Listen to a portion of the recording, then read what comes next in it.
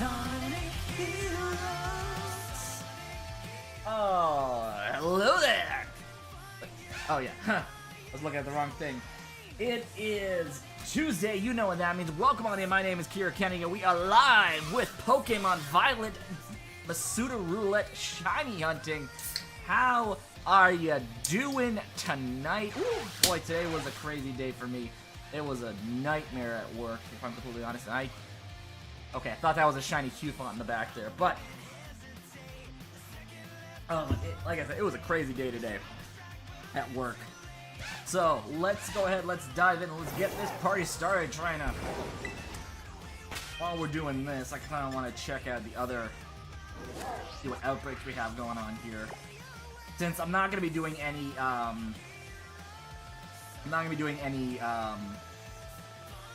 do you call them? Gimme Ghoul raids, which that event is over, and I managed to actually grab 2 shiny Gimme Ghoul. I will show those real fast.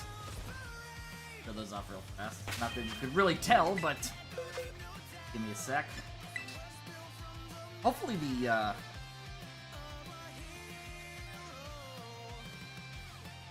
turn that down a bit more. That should be a good volume right there.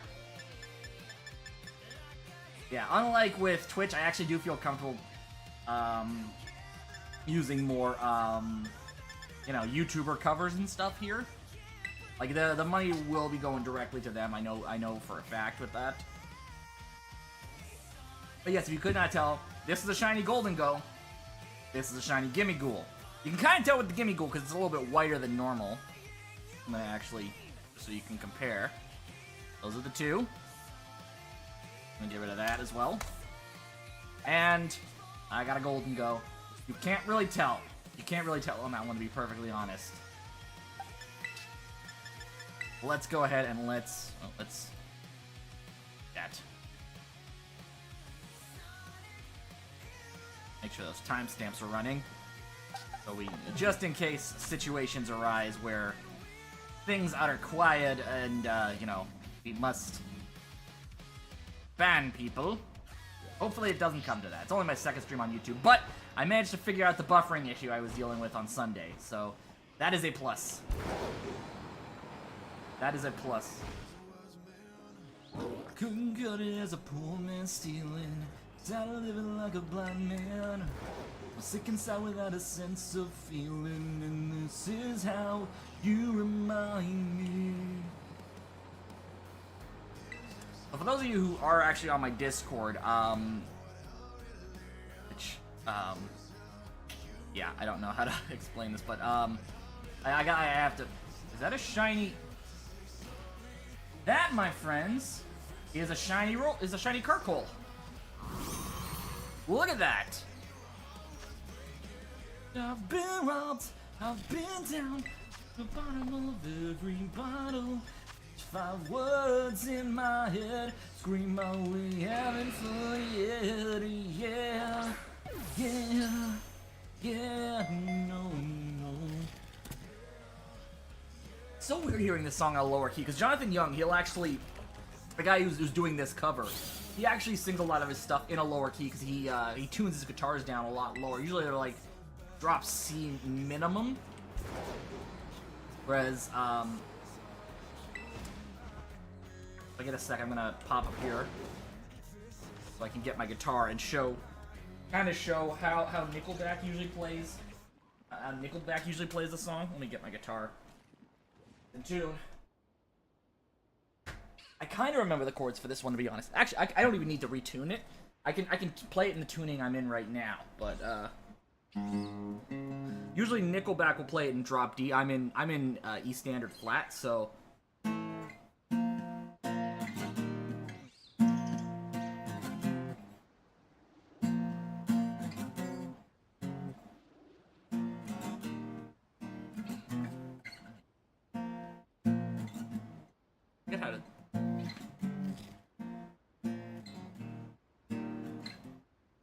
I think I can only do it. Wait, hang on.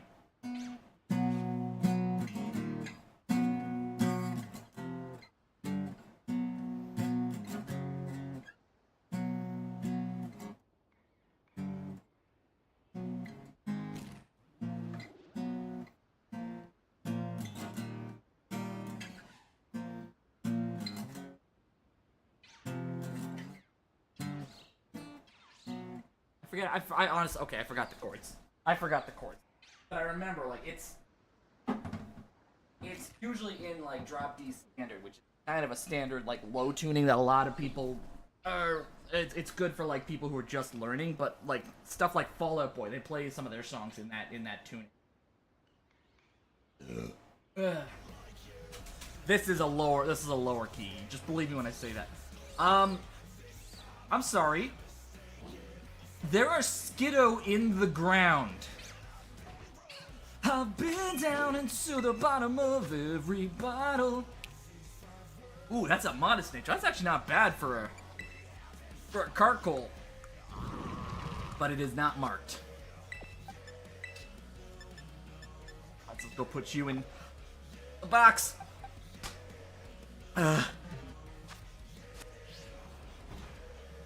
This is a complete game. Oh. I actually don't know if the game I'm playing is marked on the stream. Let me check that real fast. It's fine. It should be fine. Let's check this. Edit. Organization restrictions. No. Oh, here we go. Game title's there. Never mind. We're good. Never made it as a wise man. I couldn't get it as a poor man stealing. And this is how you remind me. I remember I used to... Like, this was one of those songs, like... When I used to do like open mic nights and stuff, this was a song I used to go to a lot. Hey Max, how you doing, bud? Welcome on in. Yeah, funny thing, I kind of remembered what your YouTube was, but I couldn't remember if that was actually it. So, oh, I got an egg hatching. Tired? I hear ya. Hang on, let me quickly set something up for ya. Been robbed, I've been down to the bottom of every bottle. These 5 words in my head. I know the feeling, bud. Yeah, yeah. Are we having fun? Yeah, yeah, yeah. But after stream, I'll make sure I'll make sure I set you up as a mod again, just for the YouTube.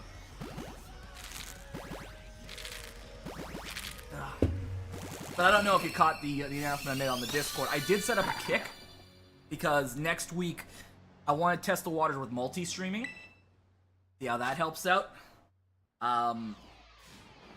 Worst case scenario, if I don't like it, I still have YouTube to fall back on. I want to keep my options open, right?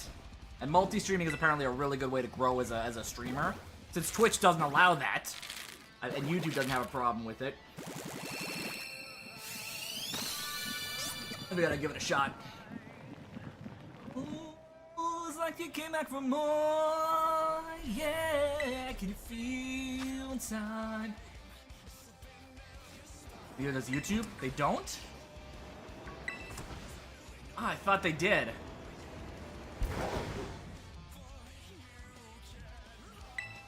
Cause like, here's the thing, with Kick, they actually give you a link where you can like set up multi-streaming through Restream, which is what I used to use for multi-streaming. But does YouTube not allow multi-streaming? Really?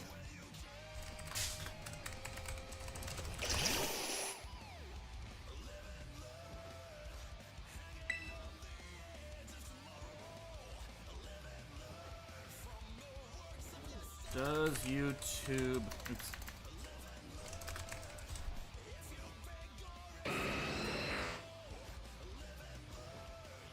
It's Twitch. It's Twitch specifically. I just Googled it, and Twitch...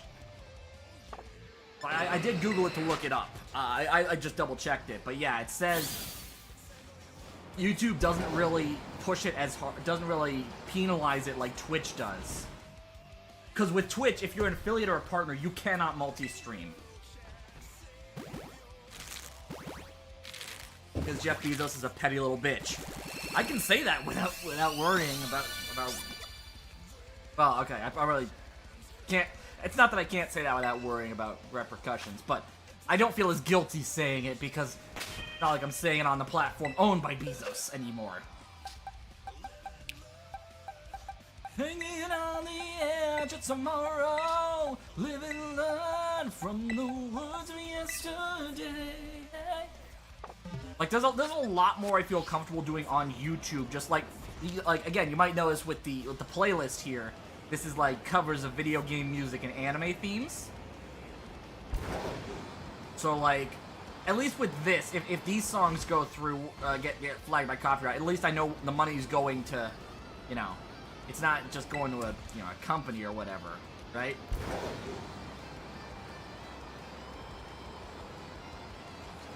You aren't allowed to even post links to Twitch, Kick, Facebook, and advertise your stream in the community tab. Yeah, I can't. But there's nothing saying I can't multi-stream. I can't post links, but again, there's nothing saying I can't multi-stream. That's my logic there. Is that...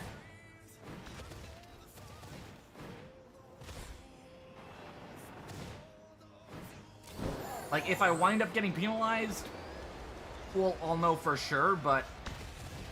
As far as... Yeah.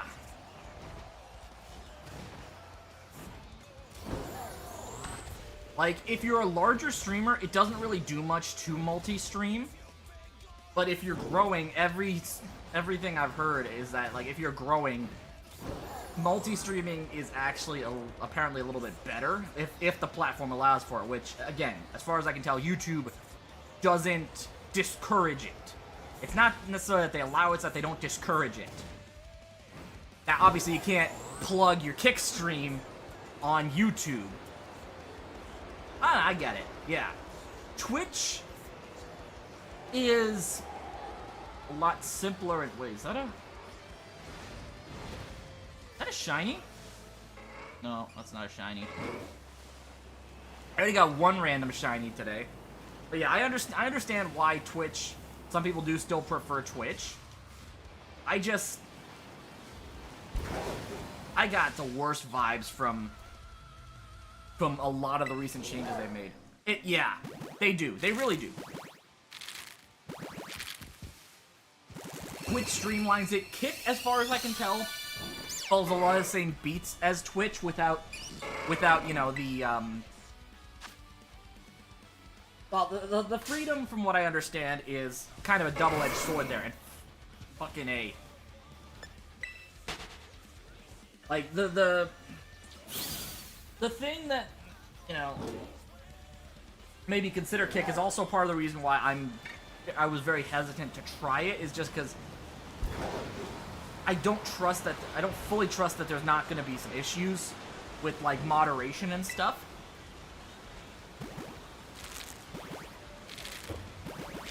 But like I said, worst case scenario, I test the waters next week. If I don't like it, we stick strictly to YouTube, which is not great, but it's better than nothing.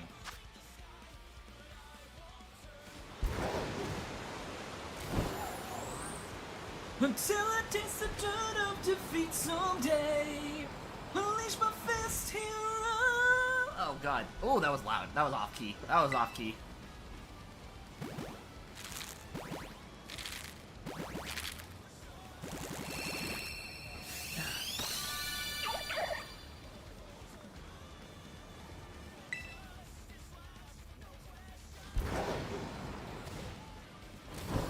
I know it seems like I'm doing this randomly without plans, and that's because, yeah, I kind of am.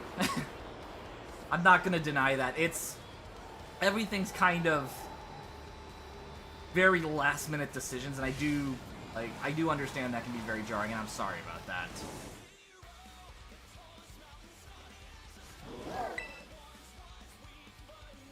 But,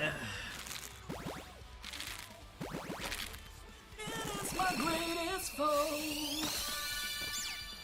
Sean, the mortal man I used to be, has died. God's inside my fist tonight.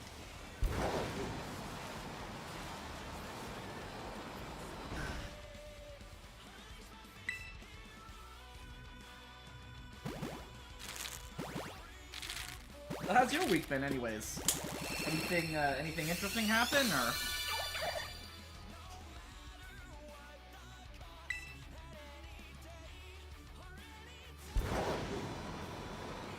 Day and night. flying high.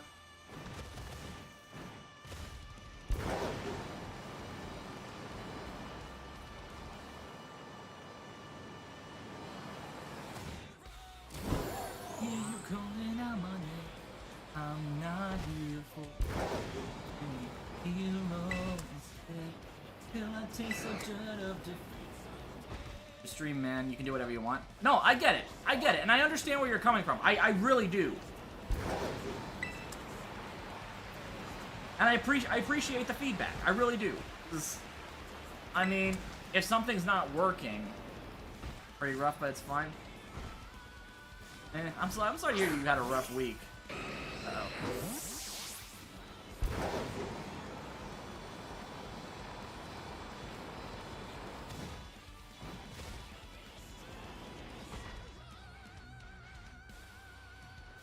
Okay. Can I use that? No.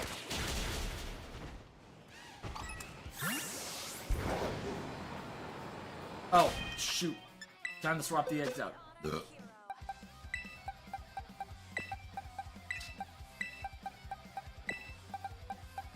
Yeah, I mean, I had, my last 2 days have been pretty rough too, so I totally get the understanding of wanting to sit, you know, maybe have a stream on in the background. Hopefully, like, even if you just want to leave a lurk, I appreciate you popping in, bud. I always do. Just wanna hold your hand. Just wanna hold your hand. Just wanna hold your hand.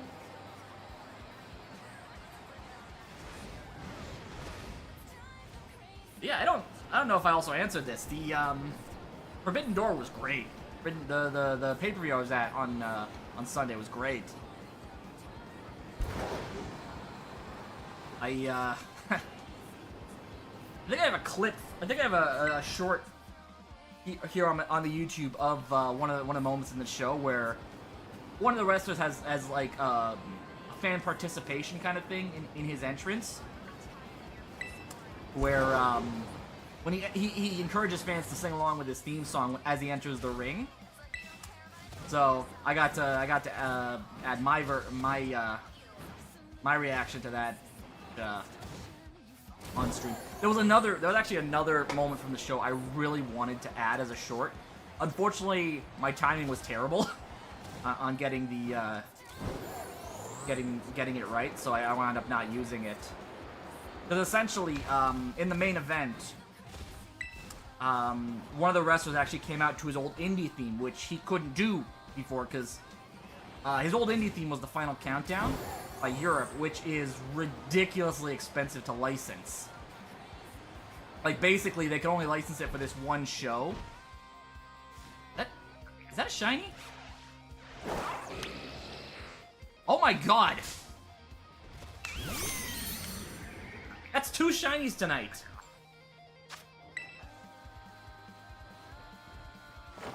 Because I got a shiny Roly-Coly, like, almost right off the bat. And now we got a shiny Bramblin.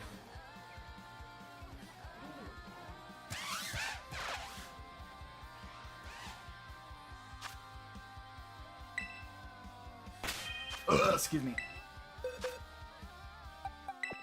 But yeah, it's actually funny, because the wrestler who came out to the Final Countdown, Bryan Danielson, formerly Daniel Bryan in WWE,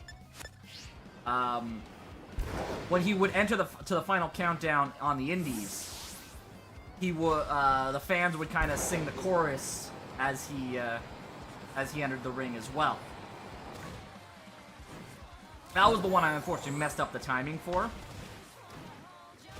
Because basically the video would have cut, the way I recorded it, the video would have cut out just as the chorus started.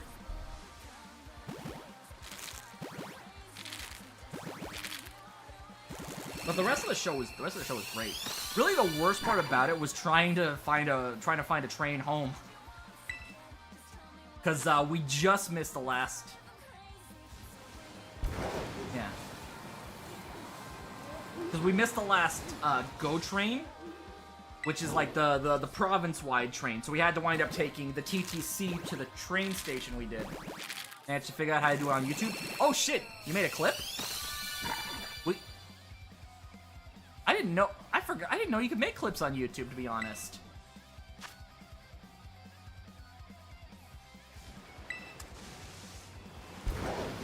Then again, that just shows how little I know about streaming on YouTube. The last time I streamed on YouTube was 2015. That's how... Actually, no. Sorry, 2018. Back when I was still multi-streaming. Right before I started taking Twitch a little more seriously.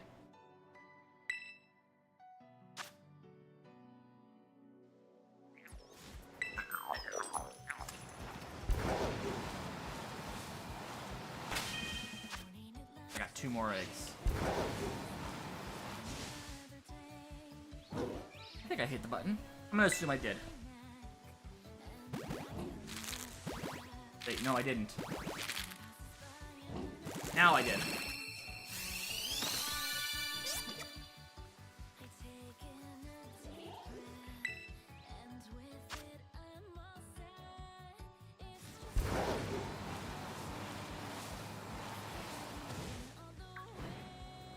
But it's actually funny. During one of the last week, while I was doing some random grinding for Gimme Ghoul, looking forward to. Oh yeah, that starts next week, so that's gonna be fun.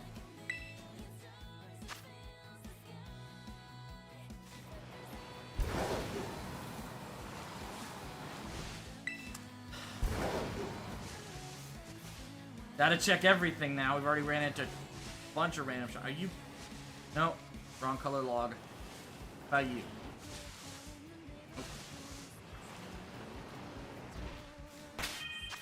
Alright.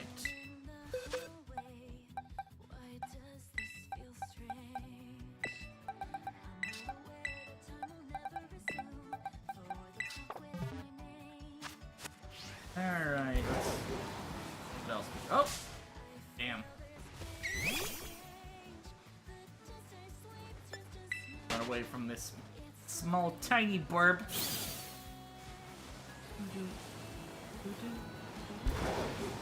I gotta finish watching Angel Beats at some point. I think I only went like 2 episodes in, and I kind of got bored of it. But it's a series I don't think I hate, to be perfectly honest. I think it just came down to, like, I don't watch a lot of streaming shows. Pokemon Masters decided to add Rose and Oleana this month. Oh, that's pretty cool. So I'm guessing their aces are Garbodor and, yeah, I guess. Nothing you were really clamoring for. But I'm guessing their aces are, Capparaja and Garbodor, respectively.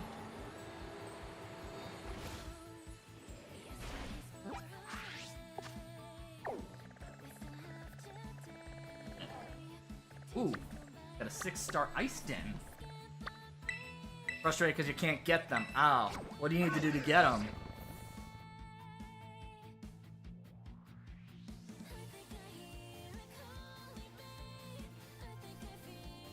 Yeah, Steel Elephant and Trash Bag. Yeah, that'll do it. Alright. I'm gonna ride around Area Zero for a bit. Spend money. Ow. Yeah, that'll do it. Yeah. That's the one thing I liked about the about Pokemon Shuffle and Cafe Remix. They didn't force you to spend money to get stuff, right?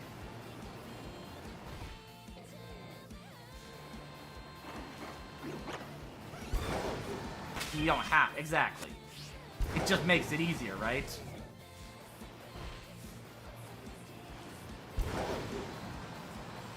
Tomorrow's gonna be interesting.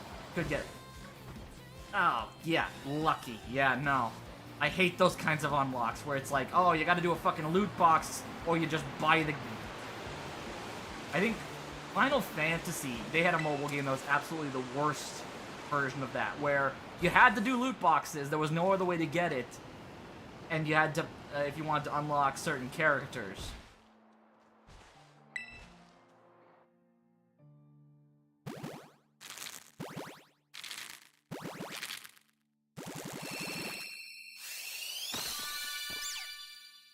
%. Wow. That's dumb. Ah, crap. Hello, bundle. Bundle of crap. Goodbye, bundle. Actually, Iron Bundle's good. I just hate it because of that one battle I got screwed on because I got stuck with only Orthworm. Which reminds me, I gotta change up my Orthworm's moves for series for Regulation D. Because I think I said I was doing shiny hunting tomorrow, but no, you're right. You're right. There are other gacha games that are way worse. There's a reason why they're called gacha games, to be perfectly honest. Towards the light. When the darkness is falling down, the time's falling.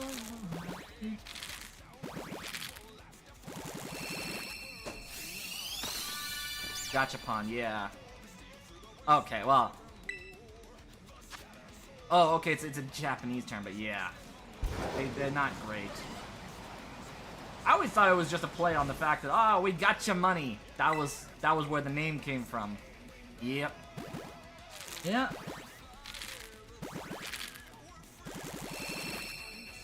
It's like my dad. He hates microtransactions, but he'll still play Diablo 4.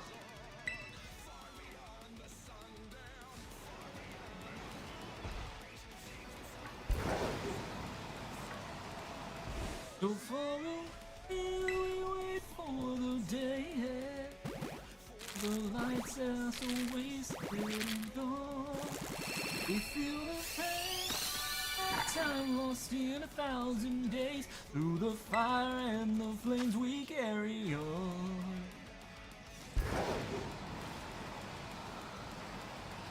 That's Power Machines. Oh! Oh yeah, it's like those little capsule toys, right? Now I get it. So that's where gacha games comes from. Okay. Like I said, for the longest time, I always just thought it meant we got your money.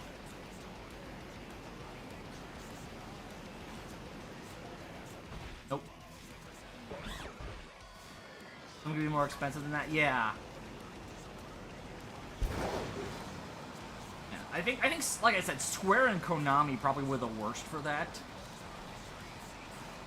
Were the worst for, like, unnecessarily expensive gacha games.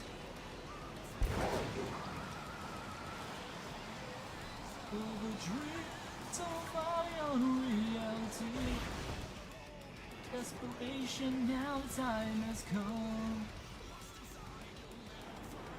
Lost within our own mind. Day after day, this misery must go on. Gachapon is technically a brand, right? It's like Kleenex or Band-Aid. It's not technically the item itself, it's not technically the product itself, but they become so synonymous with the product, yeah, that it became a general term. Or like, thermos. Are any of you purple? No, none of y'all are purple. It's actually not surprising how many, like, you know, Gachapon are actually by Bandai. Ah. No, I kind of buy that, to be honest.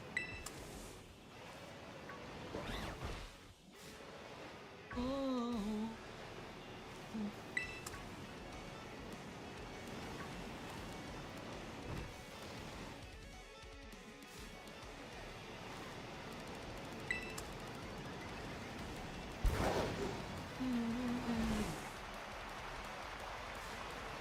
Oh god, my wrist. This is giving me bad flashbacks to Guitar Hero now. I could never play this beyond medium on Guitar Hero. Bando Namkai exists, yep. Did I just say Bando Namkai? I feel like I just said Bando Namkai. Bandai Namco.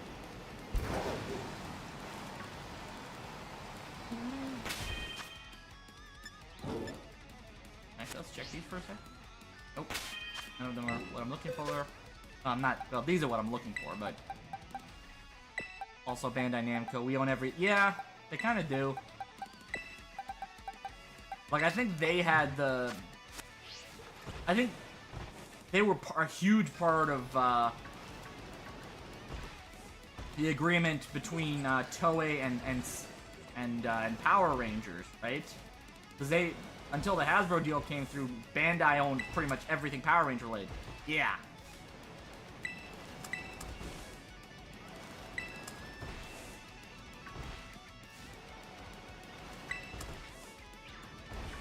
Ah, shit. Like, I'm pretty sure they own the merchandise rights for Dragon Ball still.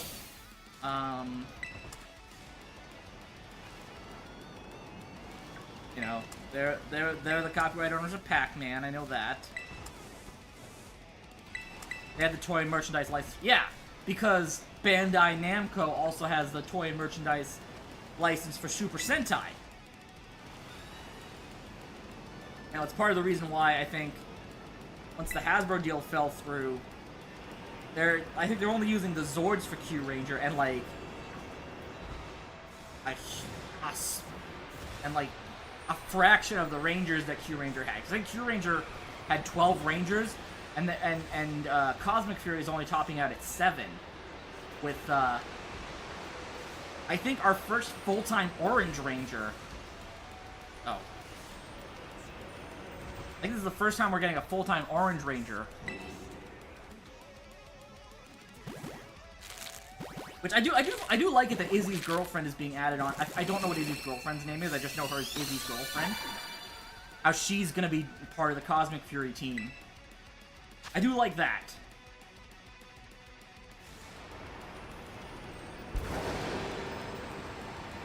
Burn, thank you.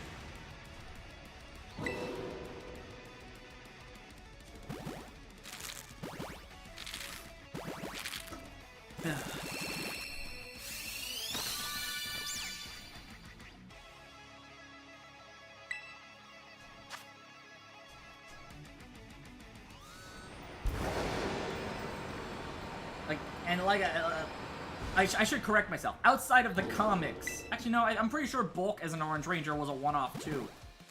Because I know in the comics, Bulk actually got Ranger powers.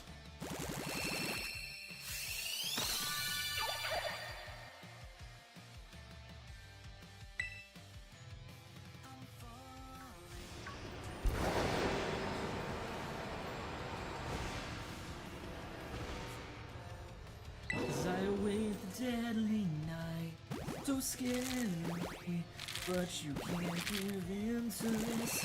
You're pumpkin carriages. Let me actually check this. Q Ranger team. Okay, so Q Ranger we had 2 Blue Rangers, 2 Red Rangers, a Gold Ranger, a Green Ranger, Black, Silver, Pink, and Orange. I'm guessing Zato being a Zenith Ranger. I don't know which Zord he's gonna get. But also, having 7 Rangers is interesting, because most of the team can double up on Zords, but one Ranger might wind up only having, you know, like a single Zord, which is weird to say. Weird to think of, right? It's like Wild Force, how with Wild Force, every Ranger except for Max had 3 Zords before the finale. Cole had the Lion, the Gorilla, and the Falcon. Alyssa had the White Tiger, the Elephant, and the Deer. Danny had the Bison, the Rhino, and the Armadillo. Merrick had the Wolf, the Gator, and the Hammerhead Shark. And then Max just had the Taylor had the Eagle and the Bears. And then Max just had the Shark and the Giraffe. That's kind of what it's going to feel like when it comes to the Cosmic Fury team, I think. If that's how they split the Zords. Very blue, you know, to me.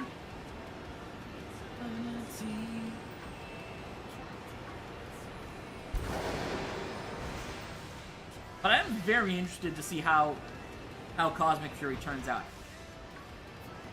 Like, it's one of the few reasons I'm glad my parents still have their Netflix subscription, because then at least I can watch Cosmic Fury there without worrying about giving Netflix any of my money.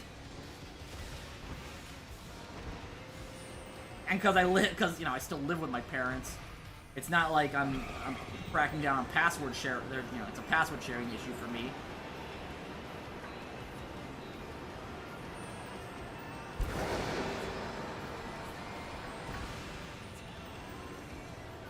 Oh, I should probably swap out my eggs.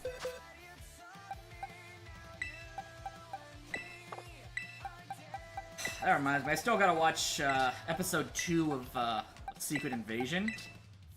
I don't know, I'm just not feeling this series.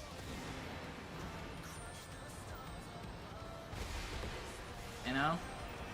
Like, that first episode kind of felt like a downer to me. When you're lost here, I am forever with your soul.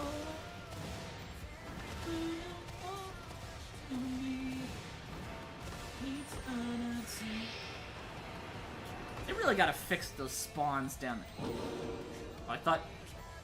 For some reason I thought there was a Screamtail there. I was like, what the fuck is a Screamtail doing here? This is Violet. Not Screamtail, Fluttermane.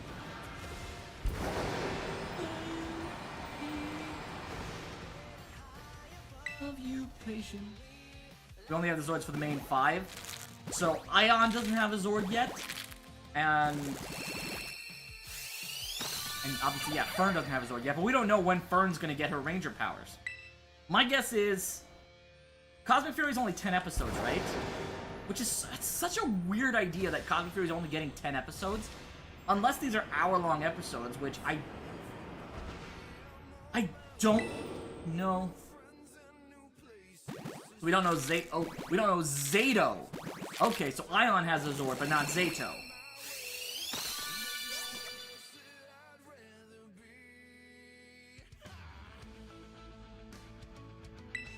I mean, it's entirely possible Zato could get the Silver Ranger's Zords.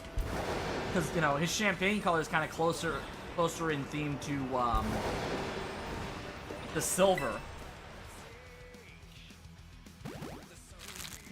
Down, yes, the Zato is bright.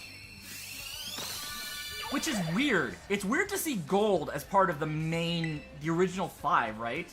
This is the first time we've seen something like that. Normally, gold is an auxiliary ranger. Because off the top of my head, we have Antonio, we have Gem, Jason, who was... Yeah, usually gold and silver are auxiliary rangers, though. The stars who could ask for more.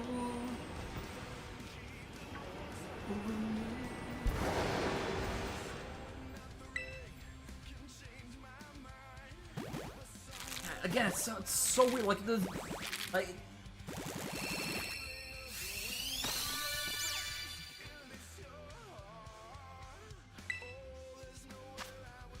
I don't know, unless they're gonna...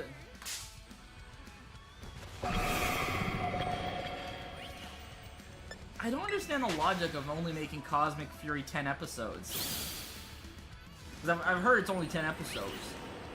I don't know, maybe I've heard wrong, but...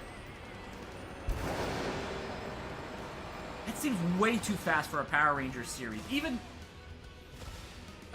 when Nickelodeon era was running, that was like 20 episodes. So unless these are hour-long episodes, which I don't think is possible. Cosmic Lion, Cosmic Wolf, Cosmic Bull, Cosmic Chameleon, and Cosmic Shark. Right. Okay, that makes sense. And it's obvious that Fern's gonna have the Scorpion. She's gonna be, she's gonna be Q Ranger, Scorpio Ranger, because Scorpio was the Orange Ranger, if I remember correctly, right? I'm trying to think, is that the first time we've had a Scorpion Zord, too? Because we had a Chameleon Zord technically with Jungle Fury, even though technically Camille was a Rinshi, not a Ranger.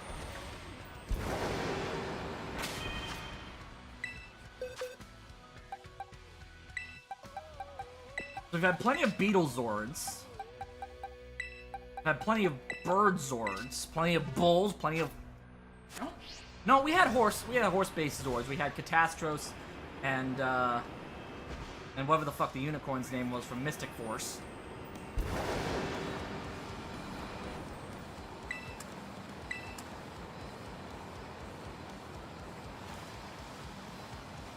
Yeah, I Megazord looks more... Yeah, that was kind of Q-Ranger's aesthetic, though, right? But, I mean, it's never gonna look as much like toys as, like, you know, the third season of Mighty Morphin, where they were literally... where the Ultra Zord was literally just jamming two toys together. Two different toy sets together. You had the Ninja Mega Falcon Zord, and the Ninja Mega Shogun Zord, or the Shogun Mega Falcon Zord, which were when they combined with the Titanus Megazord, it was literally just the toy being jammed into the toy, which sounds really wrong out of context.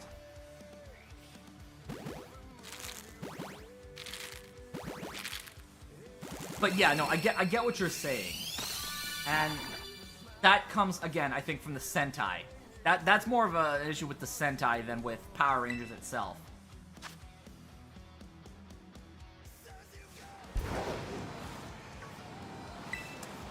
It would be like if they did Zyuohger, right? Because Zyuohger was a very, very... From what I remember about Zyuohger, that was a... The Zords looked like toys as well there, because it was all... They had the blocky aesthetic there. I've actually seen pictures of the Megazord from Q-Ranger, and I know it's got a lot of orbs all over the place, because orbs was like the main theme, I think, for Q-Ranger. Hang on. Nope.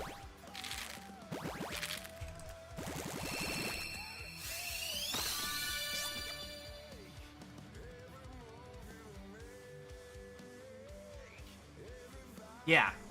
Yeah, I'm looking at it right now. And I can see what you mean by it looking very much like a toy.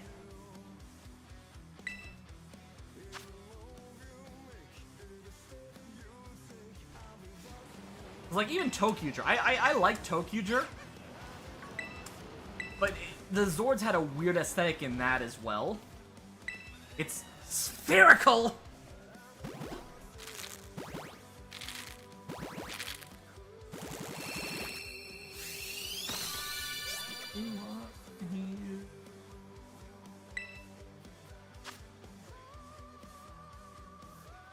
Ah, Jesus. Piss off, Corviknight. Don't make me bust out the Tinkaton. Don't make me bust out the Tinkaton.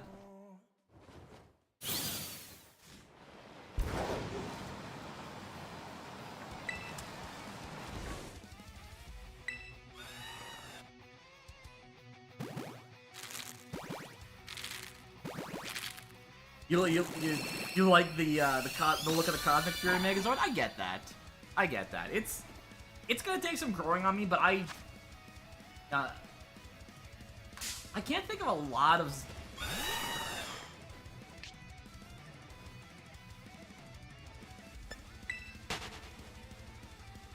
Oh, my favorite Power Rangers Megazord. Oh, okay.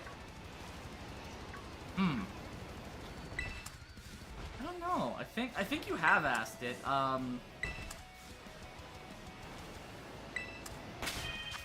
It's possible you have asked it, but my favorite Megazord... Ooh, that's tough.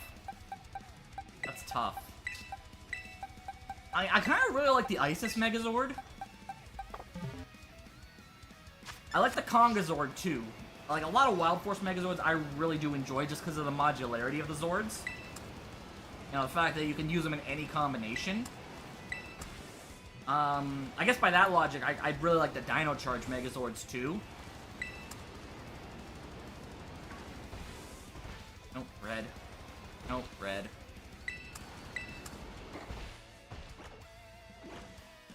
The Isis Megazord from Wild Force? Yeah. I mean, the Isis Megazord has such a clean aesthetic to it, I think. But yeah.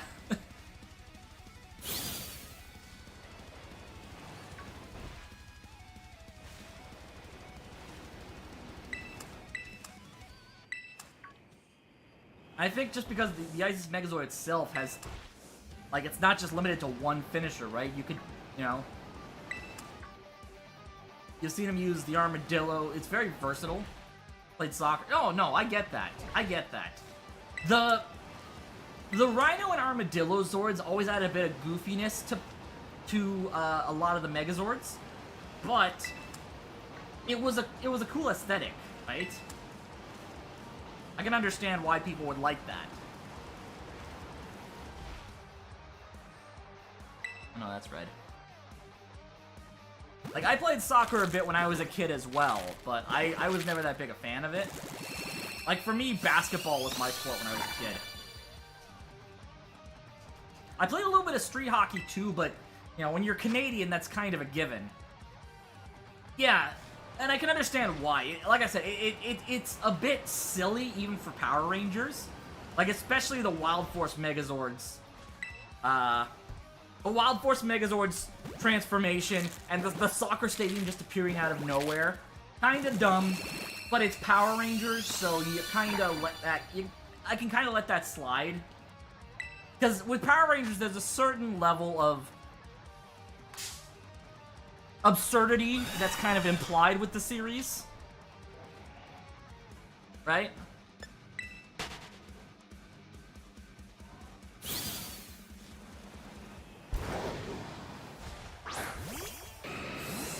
Like how the most efficient way to destroy a giant monster is to just fight it hand to hand with another, with a giant robot, right?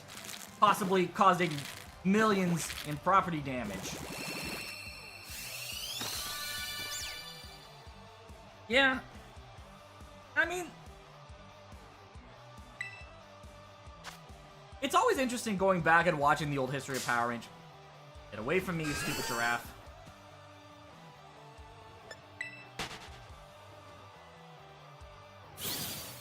Although, with the last few, you're on the worst season. Overdrive? Turbo? Super Mega Force? Probably Super Mega Force. Let's be honest, it's probably Super Mega Force. As bad as Overdrive was, it's not Mega Force. It's not Mega Force. Overdrive. Yeah, okay. Yeah, Overdrive is, for me, is a very close second for worst season. Like, literally, the only reason I wouldn't put Overdrive over Megaforce is that I did not watch Overdrive. I only ever watched Once a Ranger, and that was it. Megaforce, I watched that as it was happening. It was not good.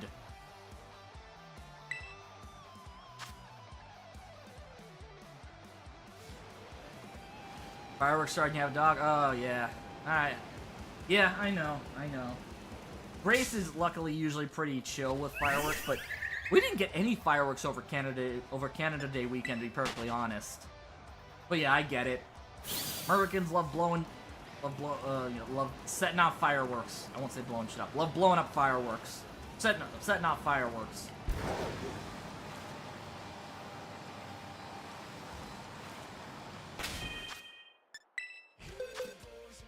This ninja science lesson's gonna rock your world. So close your eyes and travel back in time with me and Ninja Brian. It's gonna blow your mind to shit.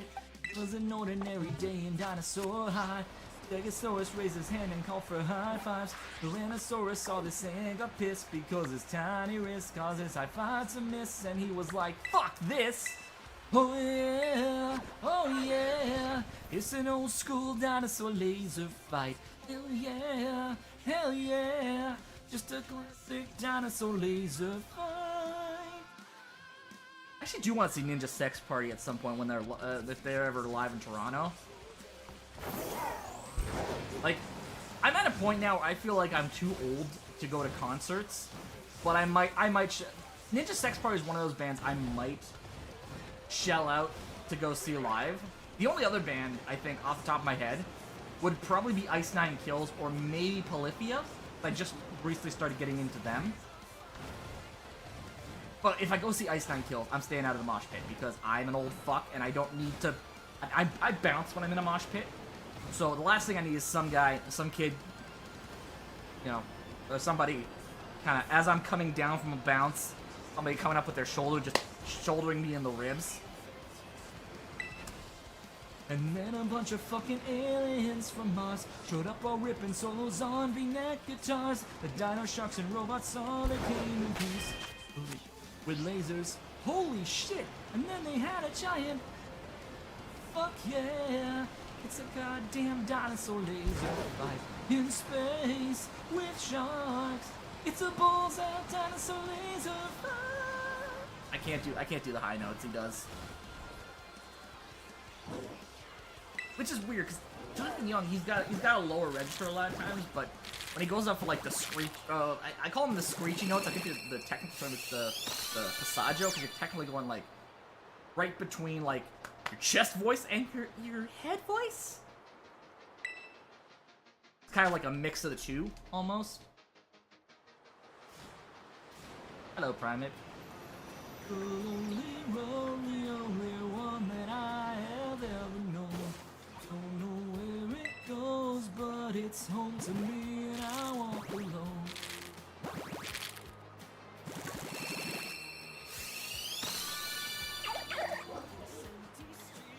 On the boulevard of broken dreams, where the city sleeps, and I'm the only one. Popper.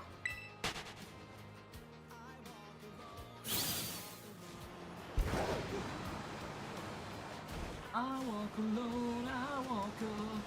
My shadow's the only one that walks beside me. My shallow heart's the only thing that's beating. Sometimes I wish someone out there will find me. Till then I walk alone.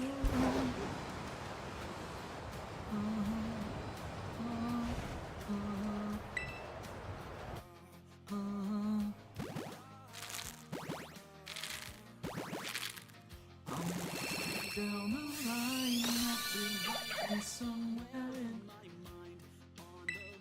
mind. Overdrive was a fucking nightmare. Like I said, the only nice thing I can say about Overdrive is at least it's not Megaforce and Super Megaforce. At least there was a half-assed effort put into Overdrive. Again, maybe if I actually watched the whole season, I wouldn't be so defensive of it, but Once a Ranger was enough for me.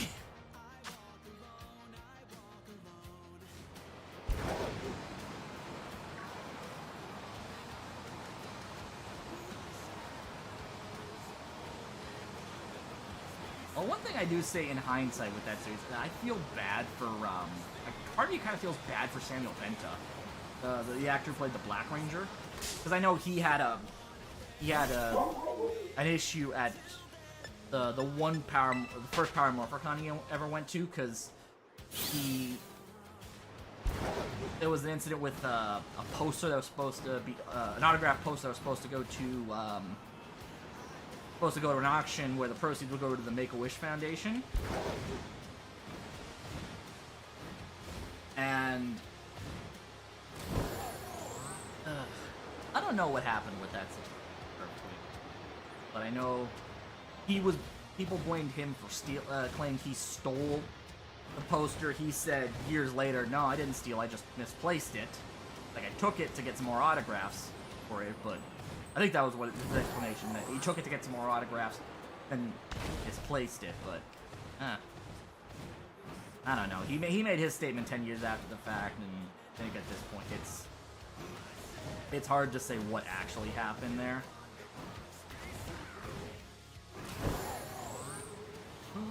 The only thing that's beating. Sometimes I wish someone out there will find me. Till then I won't know.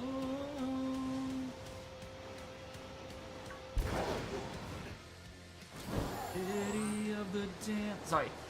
Ever since I heard the full CD for the full soundtrack for the American Idiot musical, anytime the intro comes in, I automatically kind of go to the American Idiot version of, not the American Idiot album, the American Idiot musical version of this song, where they go back into City of the Damned from Jesus of Suburbia, that little kind of 5-part mini album. for clarification, if you ever listen to Green Day's American Idiot, they have 2 songs on there that are technically 5 songs sandwiched together. The best way I can describe it. One is called Homecoming, and the other one is Jesus of Suburbia, which is actually became a single. Which is crazy to think that that became a single, because normally the standard for pop songs is like 3 to 4 minutes, maybe 5 minutes tops. Like, you very rarely see pop songs go, or songs on get any kind of top 40 play go over 4.5 minutes even. I think 4 minutes 45 seconds is the longest pop song I can think of. The longest average pop song. Now, obviously there's some exceptions. There's like Bohemian Rhapsody. I think one got a bit of one by Metallica got a little bit of top 40 play. But like a lot of those songs are edited down, right? Or actually no. Unless you're on like classic rock radio, a lot of those songs tend to get edited down. Like, you wouldn't hear anything off of Rush's 2112 on top 40, because that's like ridiculously long. Actually, funny thing, I've never actually heard anything from 2112. Everything I've heard from Rush has been, most of what I've heard from Rush has been like from moving pictures. So like Tom Sawyer, Subdivisions, YYZ, sorry, YYZ, I'm Canadian. I think Limelight and YYZ are from moving pictures. I think the only other song of theirs I've heard where I think wasn't from moving pictures, it's Closer to the Heart.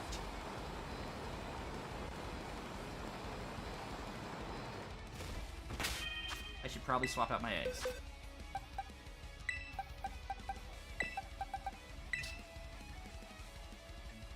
Forgot to count the eggs again. 5, 10, 15, 25, 30, 35, 40, 40. Yeah, forgot to count.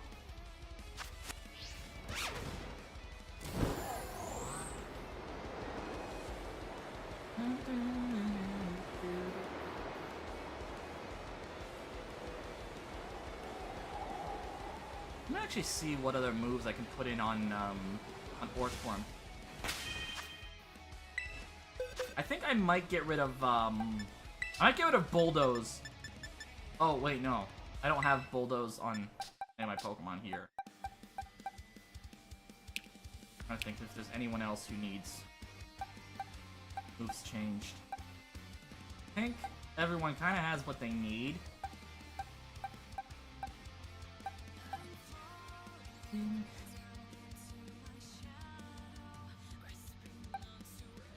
I might wind up giving Mecha Mothra a Grass Terra type, but I don't know. I can change stuff up as I need to.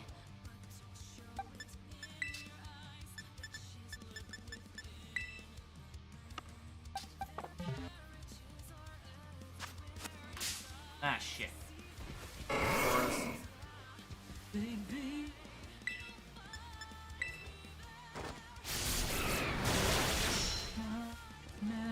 Very blue.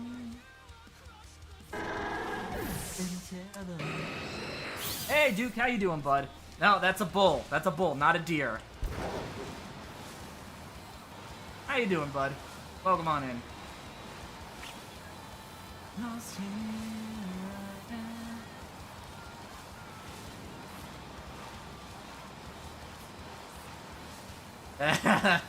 That's me. That's me. I make my dad jokes.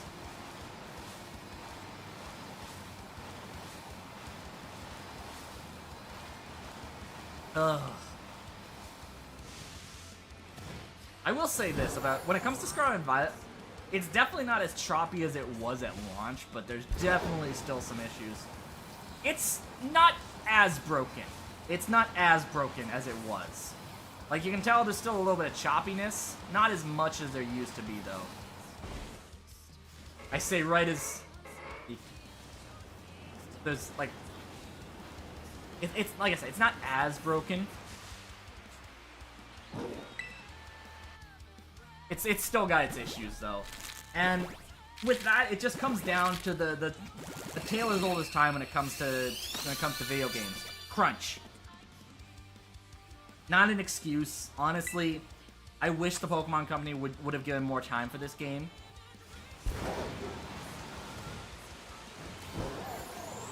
Like, to the point where they had to cancel a whole raid event because it was so broken it was actually causing the game to crash.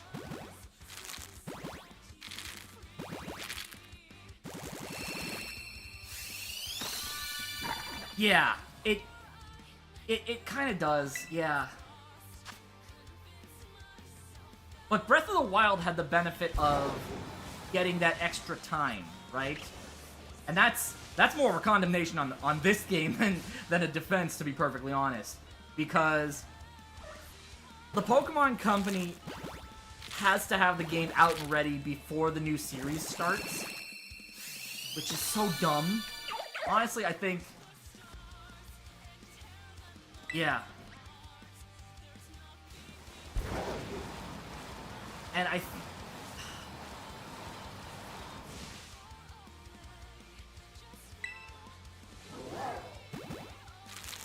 there's part of me that hopes this gets fixed by the DLC, by the time the DLC comes out, but at the same time, I'm not 100% sure the DLC won't just cause more problems. Because I know when the Sword and Shield DLC first came out,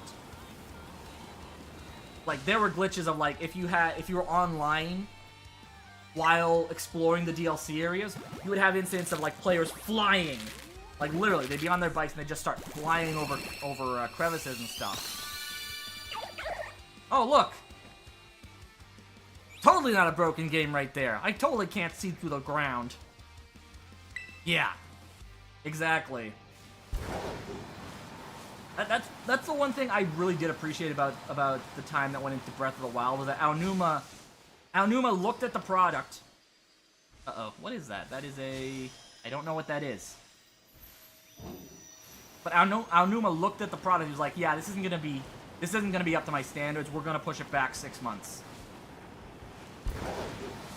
I think he pushed it back 6 months when it came to Breath of the Wild. And then they took their time with Breath of the Wild 2.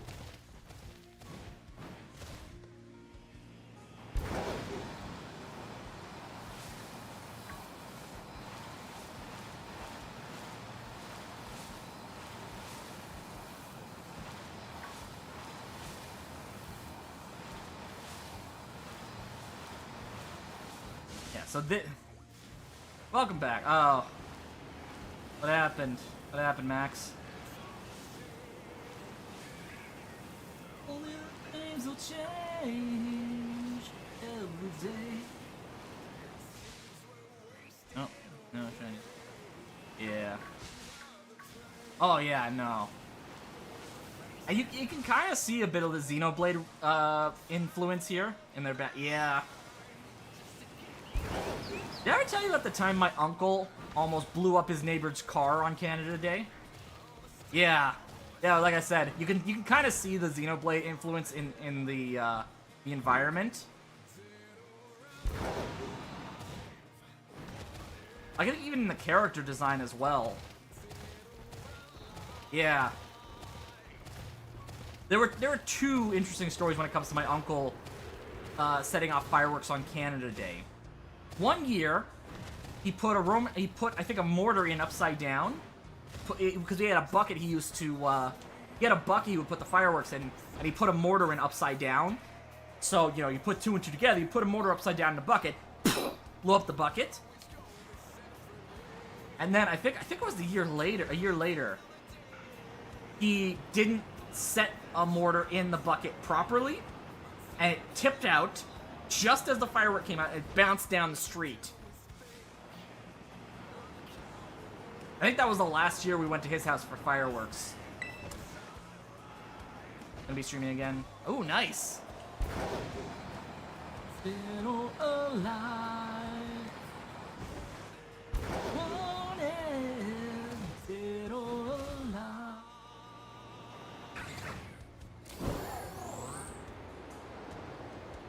Yes. Yes, Max.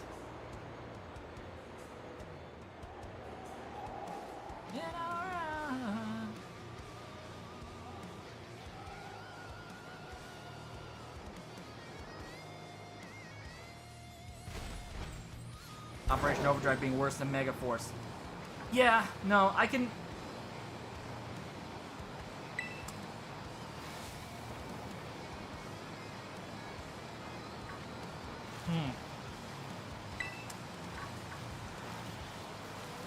I think I can kind of see how... Because like I said, both are pretty bad seasons. Single reason. Dax. Is it Dax? It's probably Dax. Yeah, I can't defend Dax. I don't think anyone can. I do feel bad for his actor, though. For the same reason I feel bad for Andrew Gray, that they gave him absolutely nothing to work with.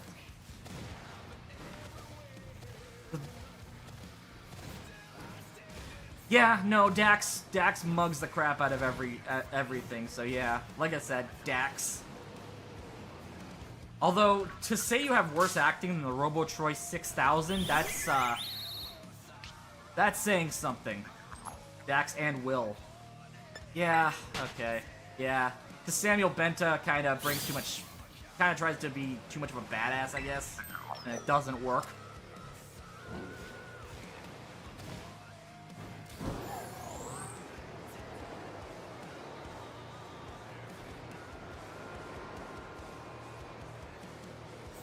I mean, Silver Lining, I don't know the name for Max actor, but he's not bad. The worst thing I could say about him is he's not great at... Oh, no, I get that. I know with Linkara, his specifically when he was talking about Operation Overdrive for History of Power Rangers, his problems with Will stemmed from the incident with Samuel Benta at Power Morphicon.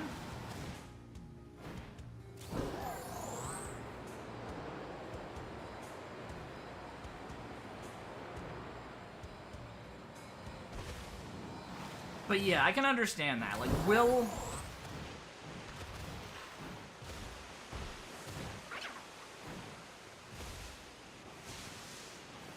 It's hard to say, because, like...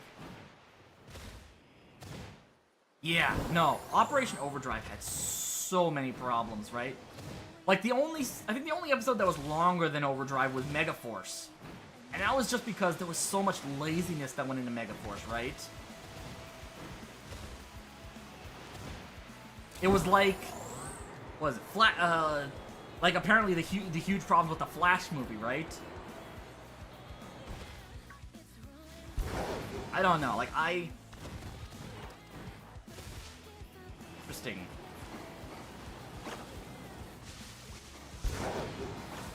I think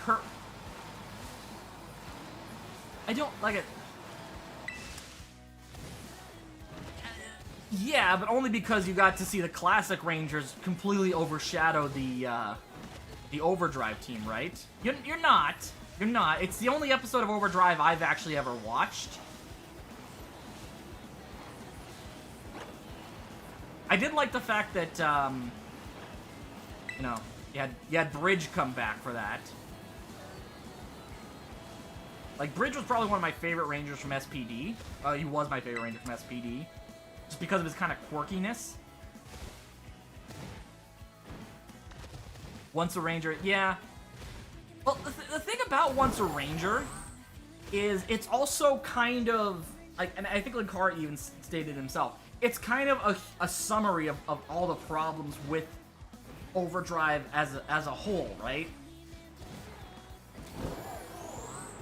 Because, like, Rangers like, we don't have our powers anymore, we don't want to be Rangers. You know, we're gonna go back to our normal lives, but our normal lives are boring. We want to be Rangers again.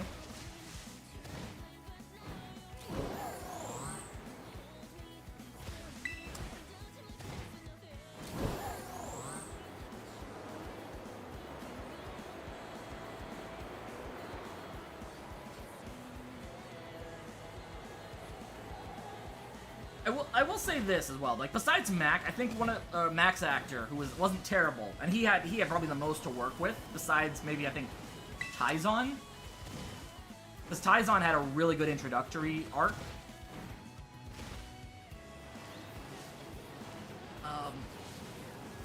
And I think there were some decent actors. You know, when you're looking past how bad I'll take your word for that one on that. I'll take your word on that one. Like I said, I don't think, like, outside of a couple of clips, and like a lot of clips I've seen were very kind of Mac or Taizon focused. Outside of like what I saw for Once a Ranger, or not Once a Ranger, History of Power Rangers for that particular season.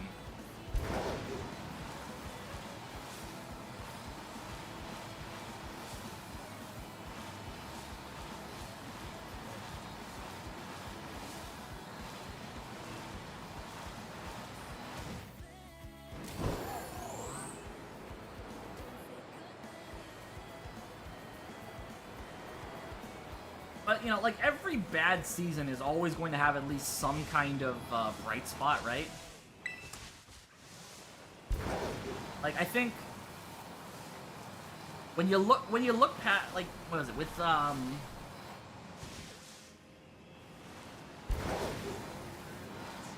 actually don't know how I can defend Turbo, to be perfectly honest.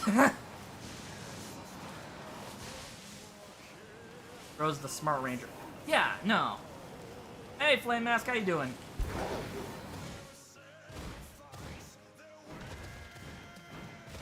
Although, I think the one thing about Rose in particular was her arc was the arc she kind of said of herself, like, oh, well, I learned that being smart's not a bad thing.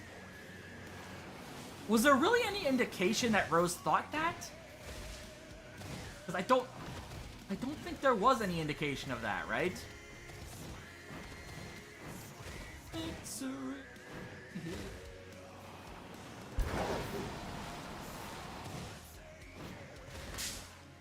You know, nice. I hear this song, and there's two things I think of, both kind of related.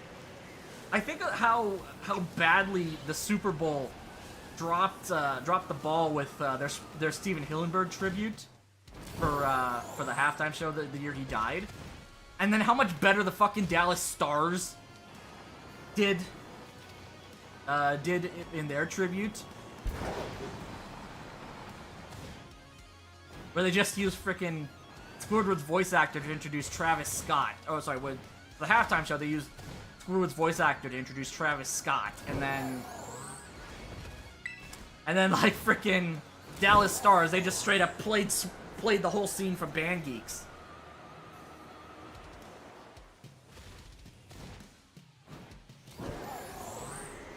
Just with some color correction to match the Stars' color scheme.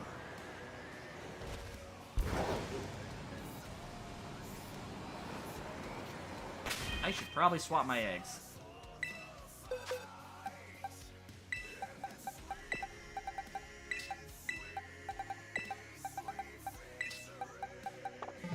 Oh.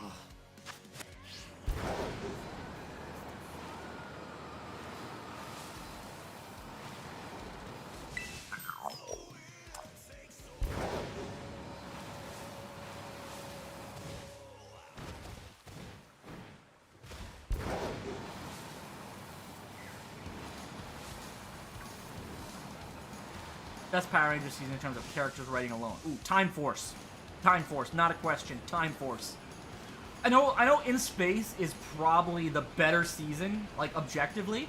For me, personally, Time Force. For me, it's Time Force. Time Force is my favorite season. Like, yeah. Oh, yeah, no, In Space, thematically, In Space, I can totally understand that. And I would not argue with that. Like, if we're just going objectively, it's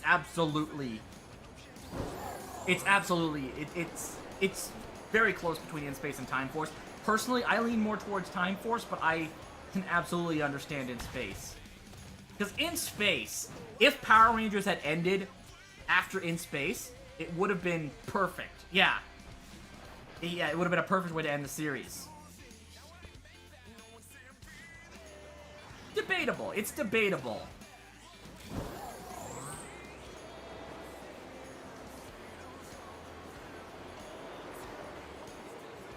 I think if... yeah. Yeah, that we don't talk about because talking about the TMNT crossover involves talking about Ninja Turtles: The Next Mutation, and we do not talk about Ninja Turtles: The Next Mutation. That's up there with Thor: The Dark World and The Rise of Skywalker. We don't talk about it.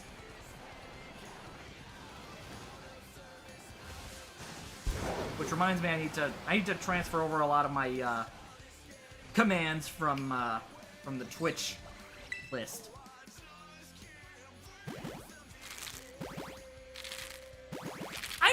Honestly, no. I think the bug episode that was the one. The bug episode is actually a pretty decent episode, right? Because that kind of foreshadows what happens with Astronema at the end. Hey, hang on. Nope, no shiny. Everybody look right. Everywhere you look, I'm standing in the spotlight.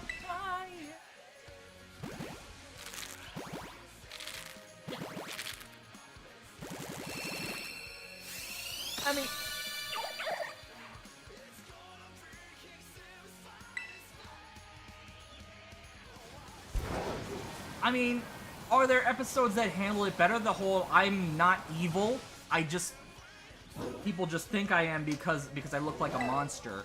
I think there are seasons that did that better. Like I know Time Force did that, right? Where like one of the monsters was like literally Lost Galaxy over Space. Lost Galaxy was a mess though, right? Because with Lost Galaxy, you had episodes that were still being worked on 4 days before they were supposed to air. Right? Lightspeed Rescue is an interesting season, I would say.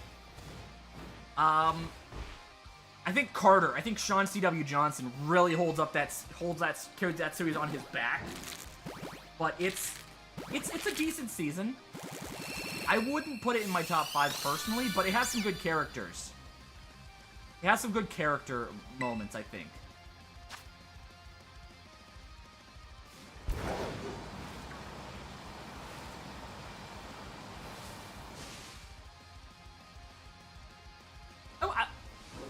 Saying Lightspeed is funny is interesting, because even in terms of comedy-based seasons, I wouldn't put Lightspeed up there. Like, for me, this is gonna be an unpopular opinion. Like, I think Ninja Storm was probably one of the better comedic seasons Power Rangers has done. More so than Turbo, more so than... Okay, I can't call Ninja Steel a comedic season because all the comedy involved, what are the names? The bullies. Victor and Monty, which was 95% fart jokes, and that was Nickelodeon's thing.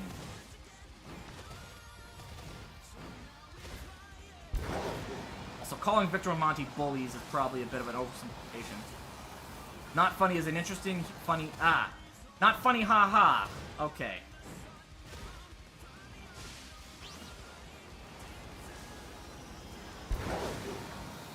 Yeah, like I said, I think Lightspeed has some really good character. Some really good character focus, I think.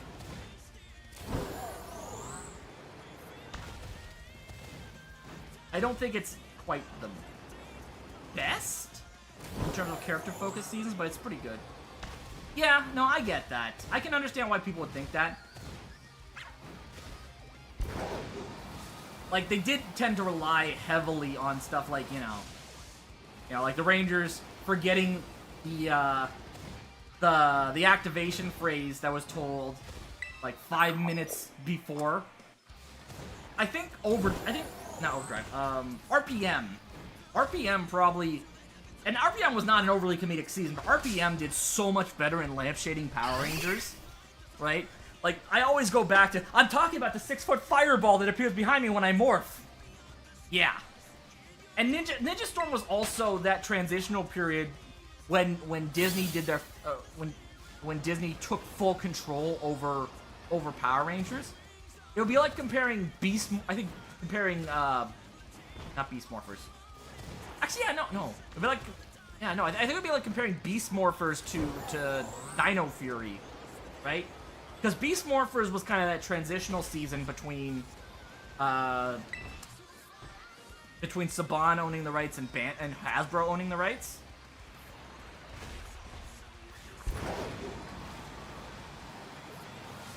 Would it be fair? Would that be a fair comparison?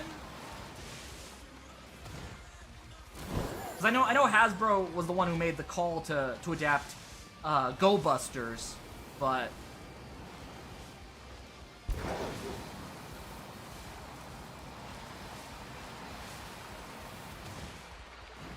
because like I still consider Beast Morphers basically said, yeah, pretty much. Beast Morphers was kind of the era where Power Rangers started to get a little bit fan-winky, but yeah, I'm not complaining. I'm not complaining. You know how much I rely on references when I'm telling stories or making jokes? Duke knows what I'm talking about. Duke's seen my YouTube work, which you guys can see now too, because I'm on YouTube.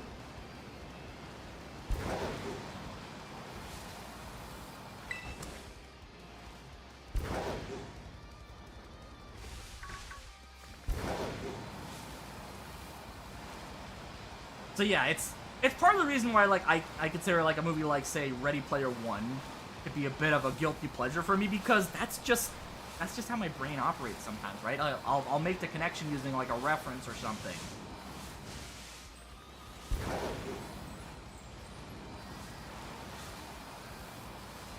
I should probably swap my eggs.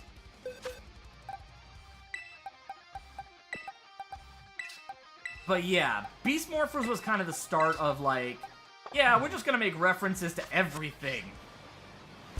You know? You know that big villain we've been talking about, Evox? Yeah, it turns out it's Venjix from RPM. Remember him? Or, oh look, Lord Zed's back. He's voiced by a different actor now because, you know, Robert Axelrod died 2 years before this season went into production, but Lord Zed, everyone likes Zed. Alright, Flame Mask, see you in a bit, bud.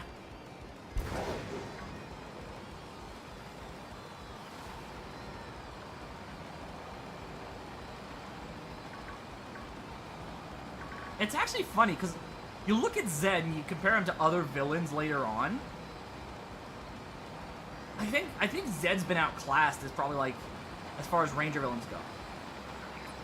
Yes! We don't talk about Thrax. Is it Thrax or Frax? I know one's the robot from Time Force, and the other was in Once a Ranger, but we don't talk about him.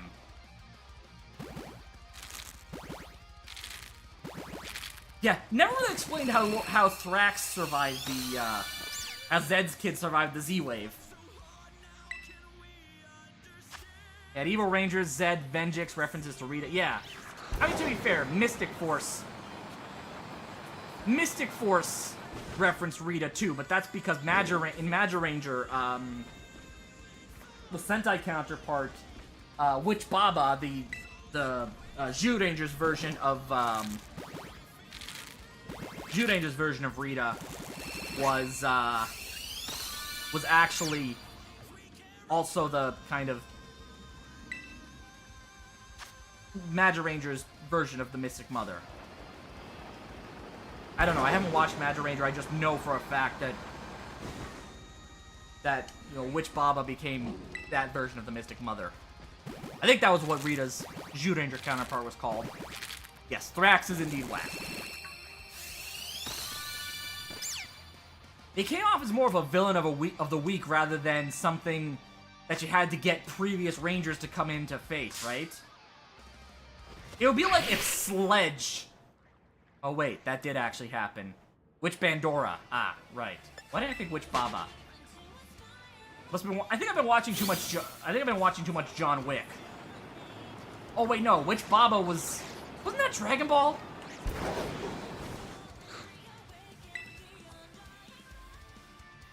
Witch Bandora. Thank you for correcting me, Max. It just goes to show how little I know about the Sentai sometimes.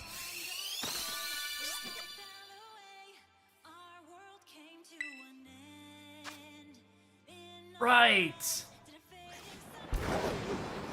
That makes sense. That actually makes sense.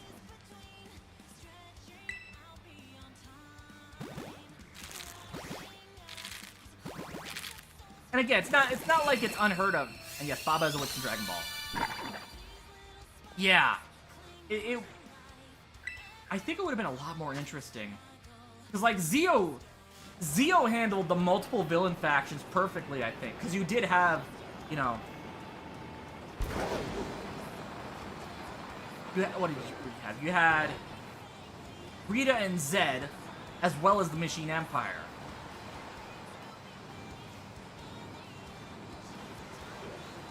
There were only 4? I thought there were 5 villain factions. Miratrix and Kandor, the Fear Cats, Glorious... Well, I guess there were only 4. Glorious and Moltor. I could have sworn there were 5 villain factions, though.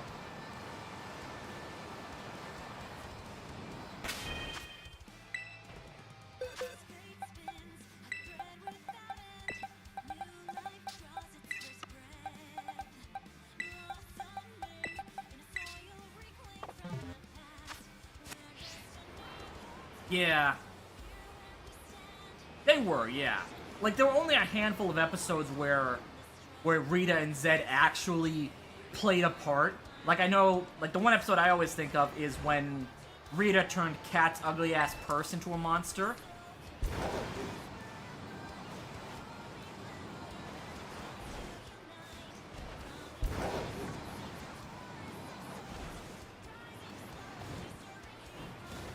Actually, no, like even in space where you had the United Alliance of Evil, that was still a united front. It wasn't like you had the Rangers fighting Rita and Zed and Divatox and oh yeah. But that's the funny thing, because like you can come up with the most elaborate plan, and sometimes the simplest idea is the best, right?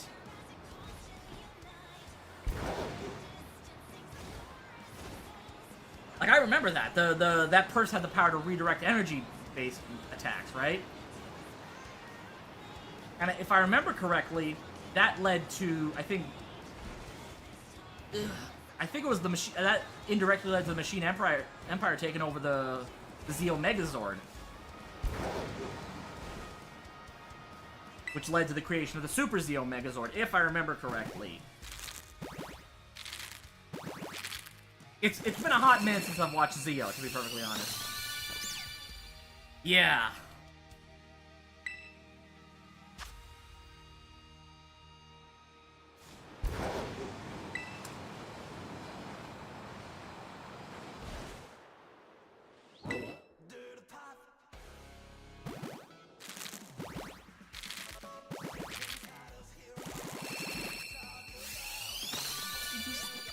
Life, and when is it gonna fade out? Got to realize doing is not a trend. Doesn't matter where we're around my neck. Cause it's just about respect. Going right, that you get hyped. How's the volume? Is it?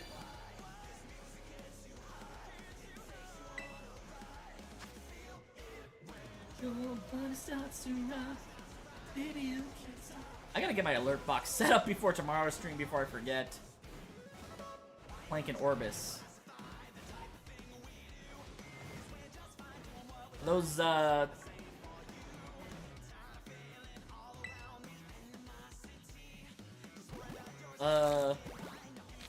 are Clank and Orbis? I don't remember who they are.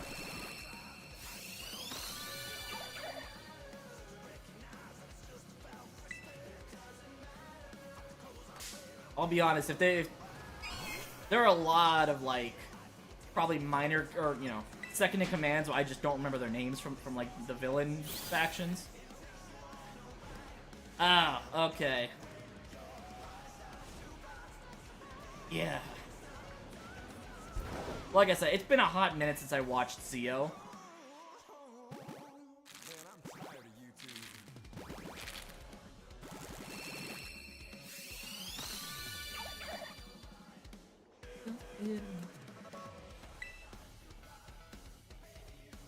Ah, son of a bitch.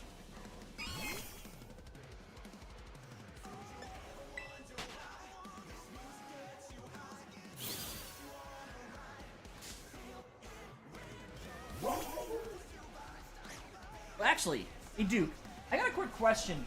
I don't know if you remember it from when you were watching Forbidden Door.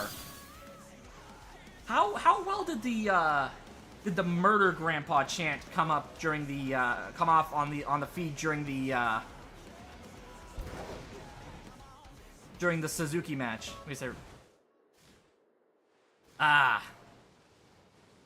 Yeah, that's a sucky way to go.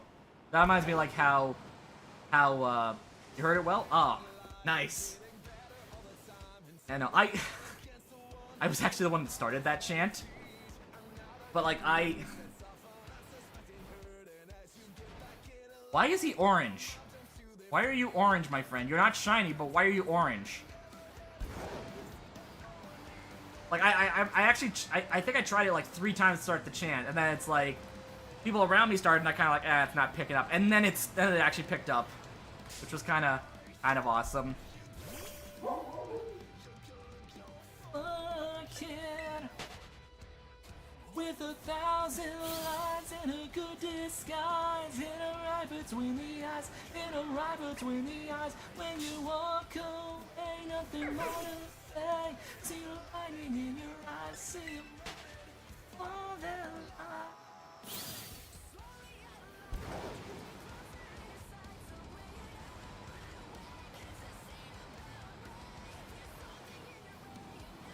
It's like, and that's something like you, Max, and I all have in common. Is we've all been to live wrestling show. It's such a weird.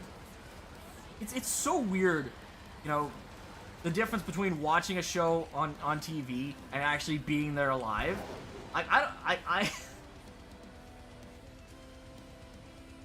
Wow, that's crazy. That is crazy. Like Wembley, I think can hold a maximum of 90,000.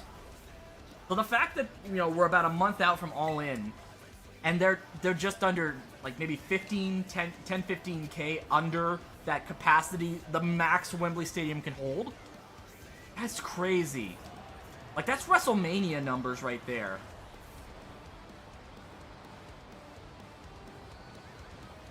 And nothing's been announced so far. Like, and keep in mind, All Out is a week later. So, like, not only do they have to build up the card for All In, but they're gonna have to build up the card for All Out as well. And holy crap, All Out is gonna suffer because they did All In a week before. I don't think they should have done both. I think they should have done one or the other, not both. But hey, you gotta have your big Chicago pay-per-view, I guess.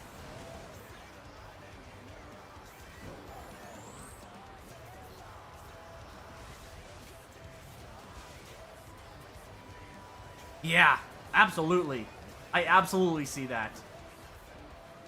You know how crazy, though, WrestleMania in London would be? Like, there's so many European fans at WrestleMania in general. Like, you can confirm this, Duke. You've been to WrestleMania. You've been live at WrestleMania before. Like, can you imagine how fucking crazy a European crowd would be for a WrestleMania-style show? I mean, we don't have to imagine it at this point, because, like, we're almost there.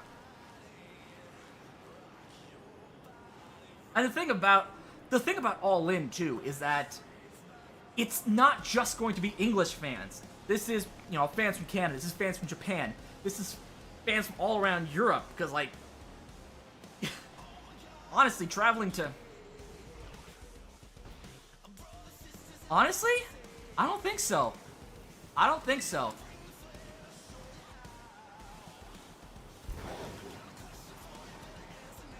Fans from the USA. Yeah, exactly.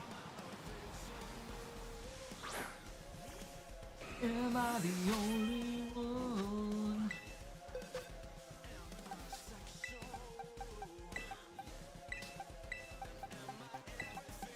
Because Disney never really put a lot of effort in, and everything about RPM screams, you know what, fuck it, it's our last season, we're just gonna throw everything at the wall. We're gonna, you know? Like, I mean, granted, RPM came after Jungle Fury, which is probably, if it wasn't for RPM, would probably be my favorite season of the Disney era. Because I love how character-focused not RPM, Jungle Fury was.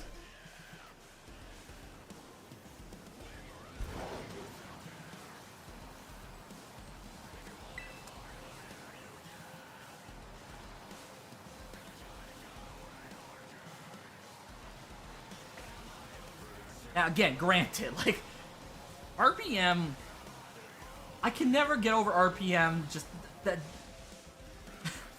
how much lampshading they did of Power Rangers in general. Just even that one Q&A period Dr. K had with the 5 Rangers.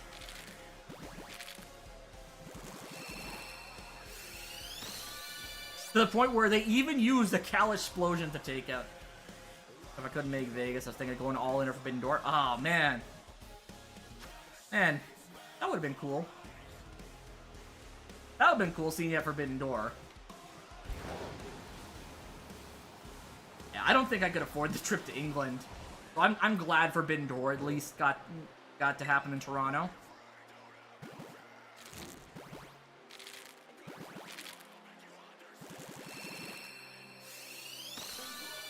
Although, I'm not gonna lie, I'm a little disappointed that Kota Ibushi hasn't debuted in AEW yet. But I thought for sure he'd be debuting at Forbidden Door. Or the week after, right?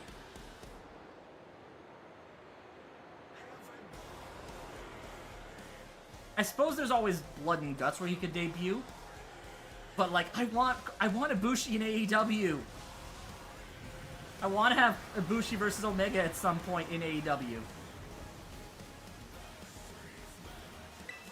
He'll be, yeah, I think he'll definitely be here. Oh, you think it'll be like when Bryan Danielson and Adam Cole debuted, where they debuted at All Out? That's a possibility. That is very much a possibility.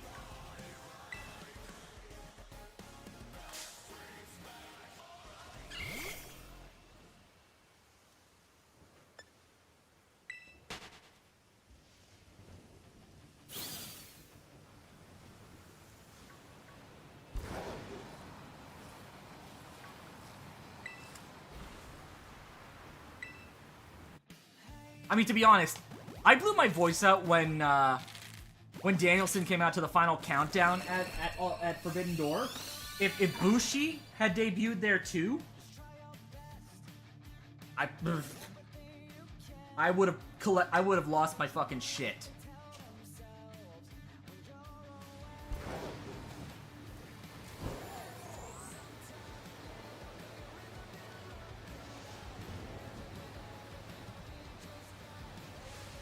But I think I even said this on Twitter.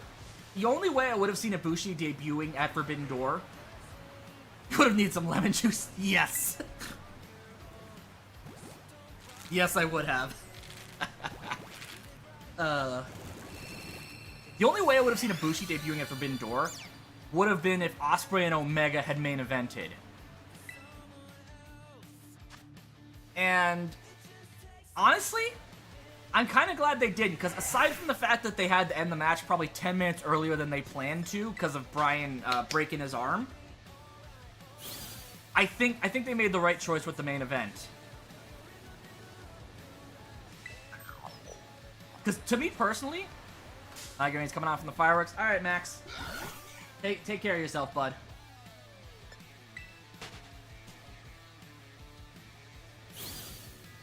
You too, bud. Thanks for popping in. I'll be sure to set you up as a mod once stream is done. Like, honestly, I think... And my dad and I kind of agree with on this one. My dad's kind of not a super big fan of the Elite in general. But, like, we kind of both agreed that it was the right... it was the right choice to put Okada-Danielson last.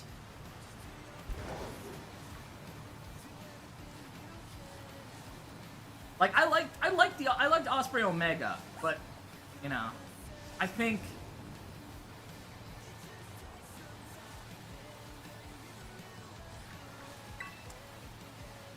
again, I think between the final countdown being played the first time since 2009 for a Bryan Danielson match, I say that as if, like, I think there was an indie show Danielson did after he got fired for strangling Justin Roberts.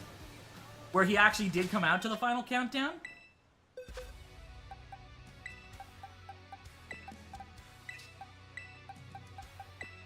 But, like, I could be wrong on that. Like, it's the first major show he's heard the final countdown for. He's come out to the final countdown for. I think the craziest thing I heard was during the media scrum. Tony Khan was saying, like, it cost about as much as a new wrestler's contract just to play. Yeah, no. He said it cost about as much as a new wrestler's contract to get the rights for that show specifically.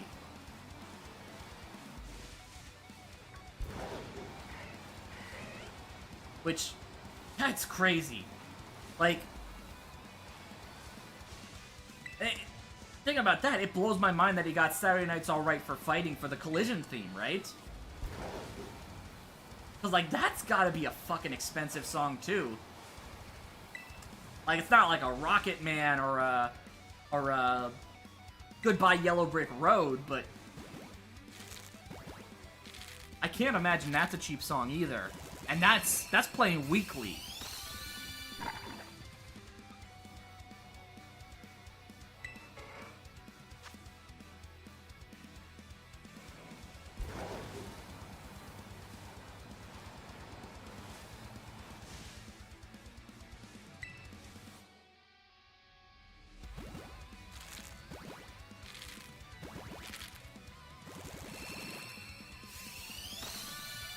Like, apparently Tony Khan wants to at least use the final countdown one more time for a Danielson match. And what I'm thinking is, the next time Tony Khan uses the final countdown, that'll probably be Danielson's retirement match.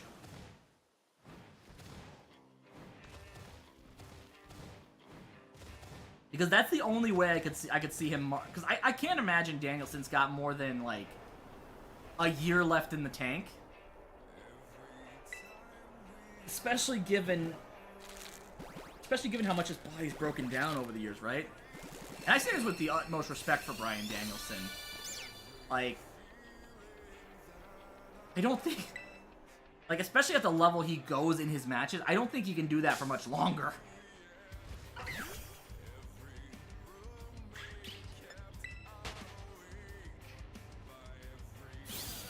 Like, if we think about it, like, the fact that Danielson, almost every big match he's come out of, he's had some kind of injury in AEW. To the point where they had to basically bubble wrap him from the end of Revolution to Forbidden Door just so he could get this match with Okada. Like, besides Anarchy in the Arena, he didn't wrestle a single match between Revolution and Forbidden Door. Like, he took maybe one bump when he turned heel and hit the Busaiku knee on Kenny, and that was it.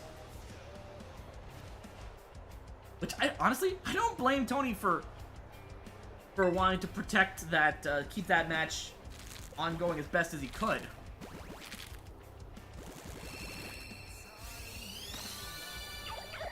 Especially if you consider, like, his other big name, you know, in the company, got injured, like, twice in the span of 3 months with Punk.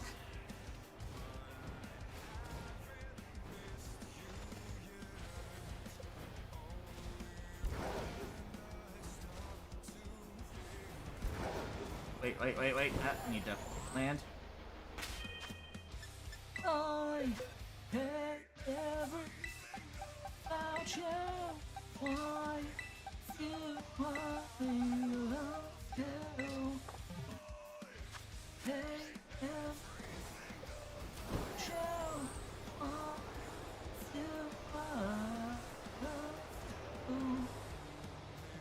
that was with that fog. That reminds me, I need to check that Bramblin I caught earlier.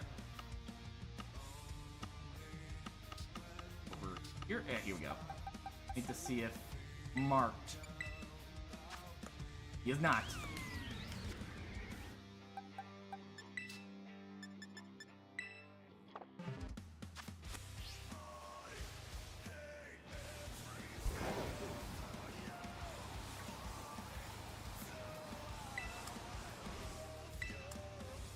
Also, dude, don't tell writer's block this, but I was playing Fight Forever. I found out that you know how you can set off, you know how you can choose when to set off pyro and stuff?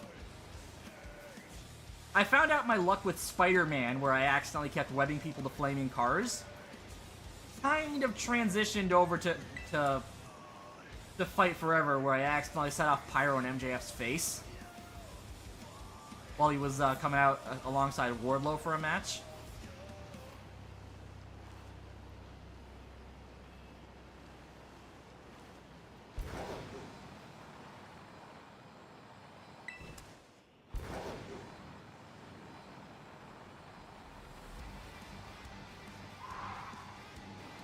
Oh, shoot. No, there we go. Boop. Oh, egg. Egg hatching. Egg hatching.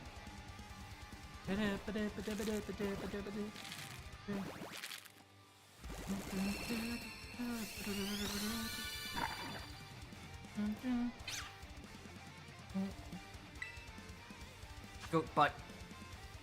Goat butt right next to the... Always look. You never know when a shiny's gonna pop up. Especially since it's,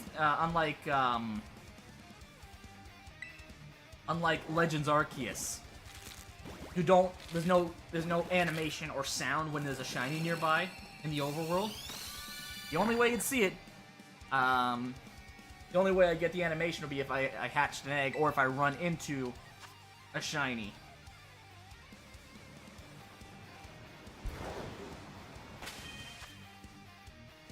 We go next. I'm gonna head over to this this 6-star den over here.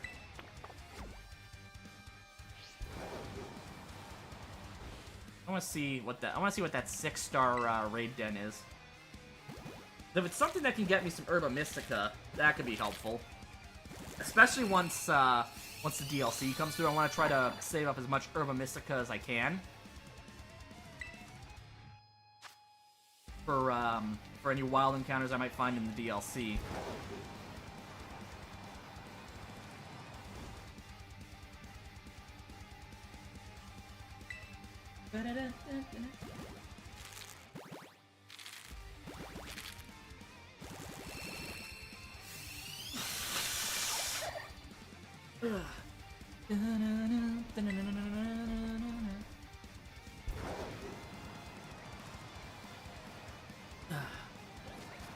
Oh, hello.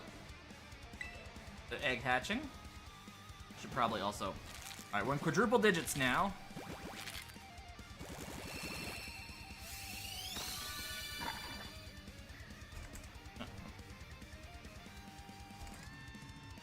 There we go, nice and centered.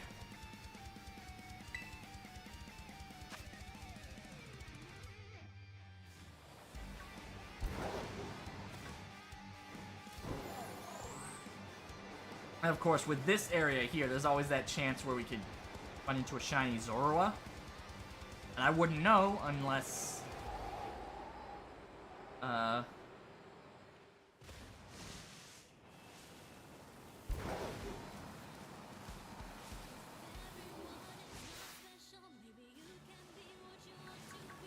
certain things to look for when it comes to shiny Zorua.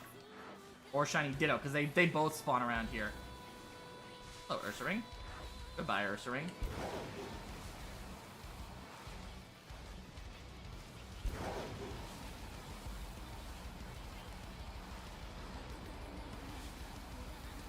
That didn't work. Alright, well. Let's see if we can find anything that could potentially be a Zorua or a Zoroark.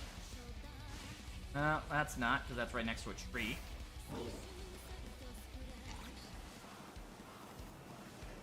I actually do kind of like how they didn't introduce as many regional variants in this generation. Like, because they have two proper regional variants in Paldean Wooper and Paldean Tauros, which also has its own variants. You've got the standard fighting Tauros, you've got the fighting fire Tauros, and then the fighting water Tauros, which are version exclusives. But then you have Pokemon. Oh, that's a Zorua right there. That's not shiny.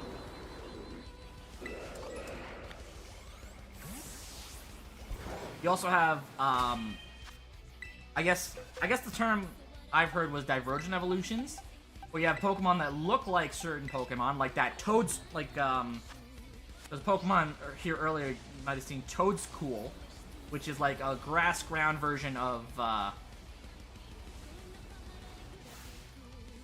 grass ground version of Tentacool. And then there's Wiglet, which is a water type version of Diglett. And of course, they've got their own kind of evolutions. You've got Wugtrio, which is Wiglet's evolution. And then you have Toadskruel, which is Toadskool's evolution.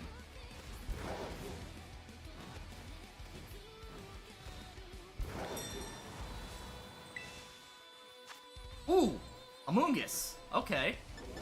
Well, because that is an Amoonguss, I also probably swap out my eggs before I forget. Because Amoonguss has that chance to put me to sleep, I either have to use my Annihilate, which has Vital Spirit, or I could use my Golden Go, which has Good as Gold, but requires a lot more setup.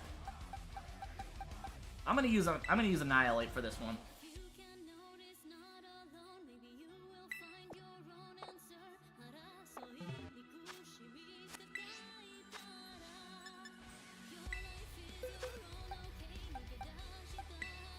I use Annihilate for this one. Because Annihilate can kind of heal himself up.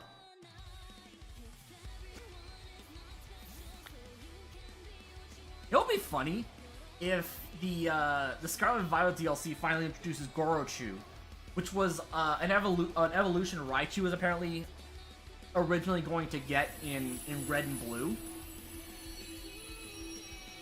It's a rumor, but probably isn't shiny. Yeah, no, it's not shiny. It would be very obvious if that was shiny. It doesn't show the animation, but there's a noticeable color difference with shiny Amoonguss. Reach. I am the sharpest tool in the shed. Okay. So we're not gonna bulk up here, because that's gonna cause some problems. So 2 Screeches and then start spamming Drain Punch. Didn't make sense not to live for fun. Your brain gets smart, but your head gets dumb. So much to do, so much to say, so what's wrong with taking the back street? Never know if you don't go. You'll never shine if you don't go. Hey now, you're an all-star. Get the game on, go play. One thing I hope they introduce in the DLC is move tutors. Because there's one I really want for a Pokemon to be able to be used competitively. And that's Last Resort on Komala. So what Last Resort does is if your Pokemon uses all of its available moves, then you can use Last Resort. And Komala is the only Pokemon that can use Last Resort in combination with Sleep Talk and Choice Band due to its ability Comatose, which treats it like it's always asleep, essentially. Alright, we're gonna bulk up.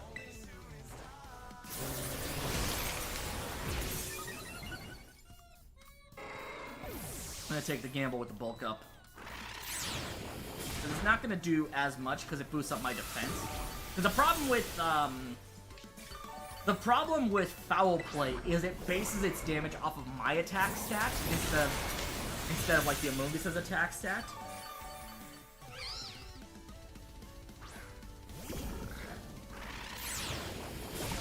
And the other problem is gonna be if I were to Terrastalize here.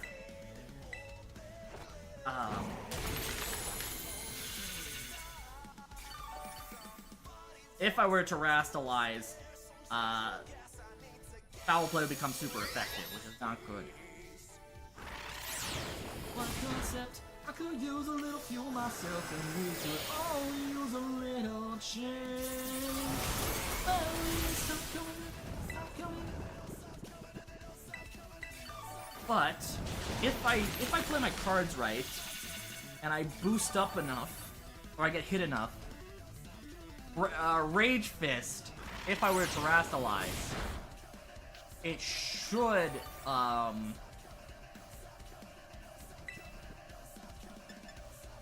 see how much Rage Fist does.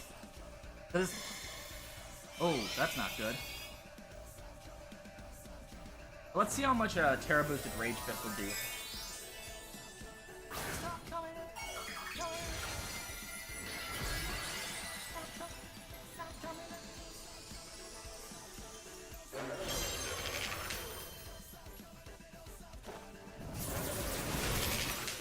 See how much this does. Because Rage Fist does more damage based on how many times Annihilate gets hit. Oh, Jesus. Cash in on Disney. Woo! That didn't do as much as I was hoping. I'm not going to survive another foul play. It's fine. I can still get through this. Only shooting stars break the mold. Only shooting stars break the mold.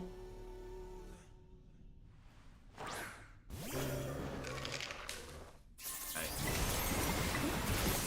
Rain Punch here. Not gonna do a whole lot, but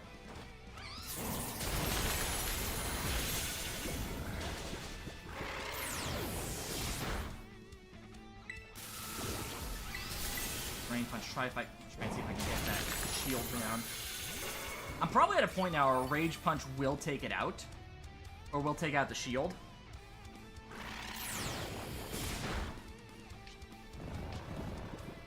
But yeah, getting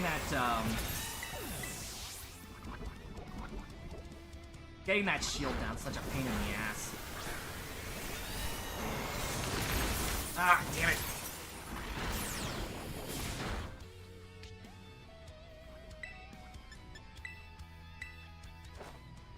I don't know. I think that's entirely up to you, Robot and friends. Yeah, I'm barely gonna survive a foul play here. Ooh, yeah, like I said, barely. The good news is, Rain Punch should at least get me back to close to full health. And now it's in range where I can take it out with a Rage Fist.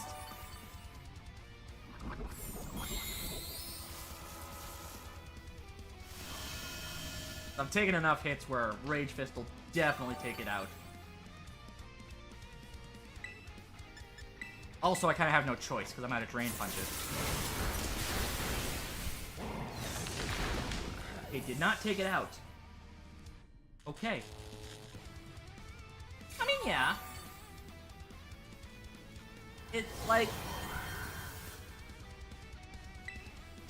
my logic is like if I didn't have a Switch and I had a choice, I would probably go for the OLED.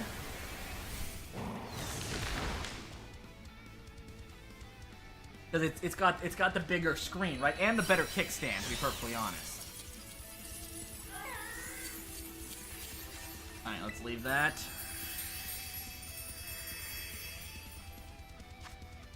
I got bottle caps.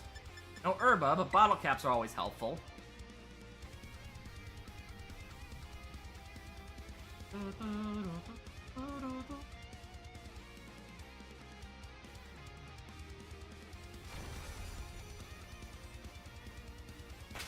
Make sure we're in the right box now, because we're going to need to...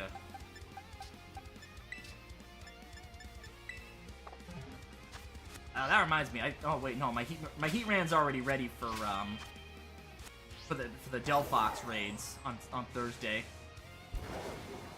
I don't know how good an idea it is to use Heatran for it, but Heatran seems to be like the best setup option I could think of for Delphox.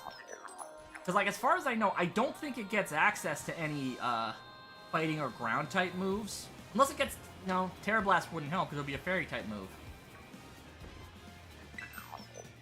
But I don't think Focus Blast is in this game, is it? Let me check my TM list, because I might have Focus Blast. Oh, it is. Okay, that's a problem. Gotta wait till Christmas? Yeah, that's a fair idea. Because, like, boxing, you know, Black Friday sales are gonna be a thing, and also, you know, the price will probably go down on the Switch heading into Christmas, especially if the rumors are true that we're getting a new Switch console announcement soon.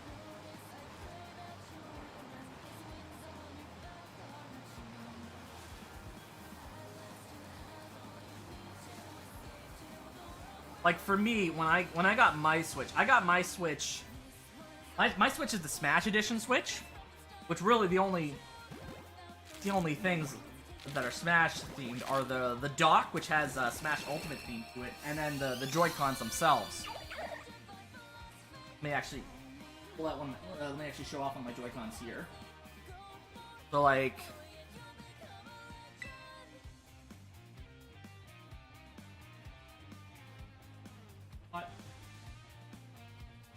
up that count. Going to try to get a PS5.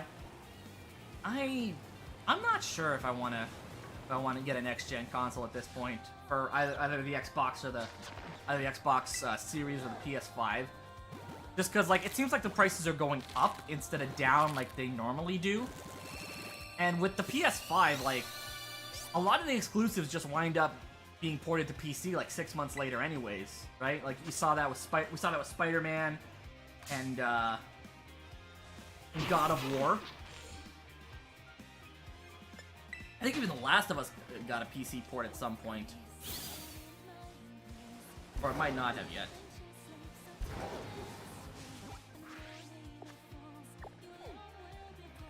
Let's go. What are the other outbreaks? We've got. I don't think there's any other outbreaks. Fair enough. Yeah, like. What was that? Snail Pokemon? What's snail? Got a coin in a carrying case. Nice.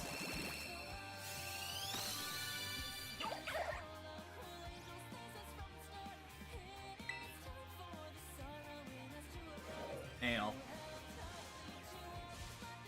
Are you talking about this guy? In my box. There's no snail. Or are you talking about, like...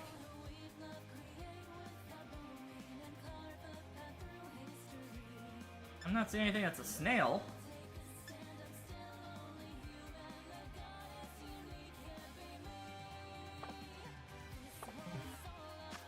I don't even know if there are any snail... I don't know if there are any snail Pokemon in Scarlet and Violet.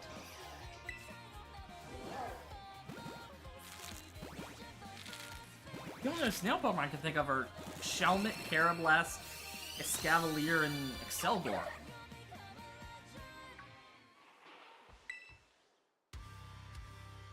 Looks like one.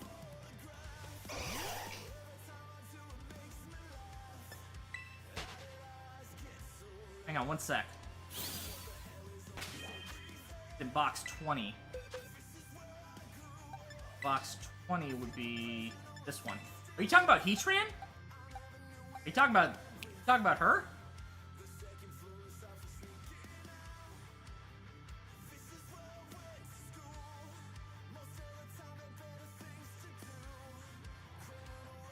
Oh. Oh, Giratina? Giratina or Volcanion that I can think that would match that. What's your thing? 15?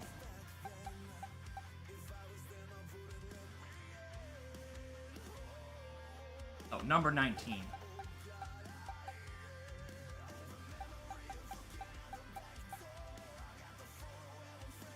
This? Heard of this?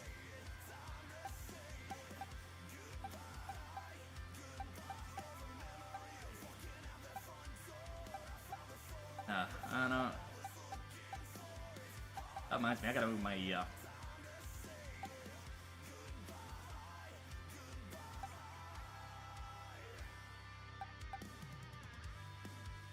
Grass. Grass type.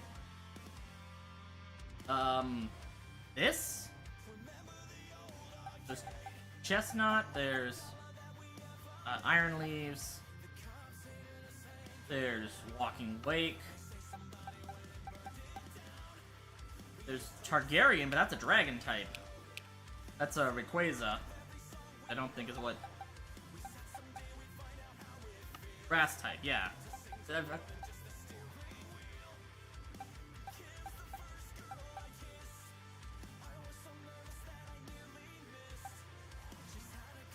It's new, okay.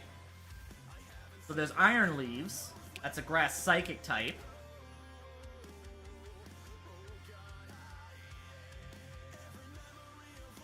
Is this who you're talking about? Iron Leaves?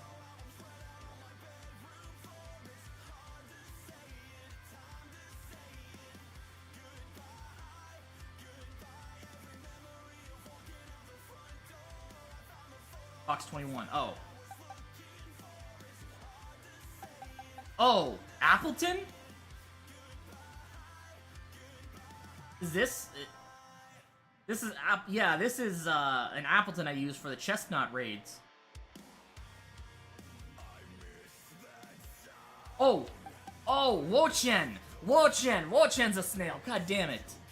Yeah, this is one of the... This is one of the sub-legendaries in the game. Yeah, it's Grass Dark. It's Wo-Chen.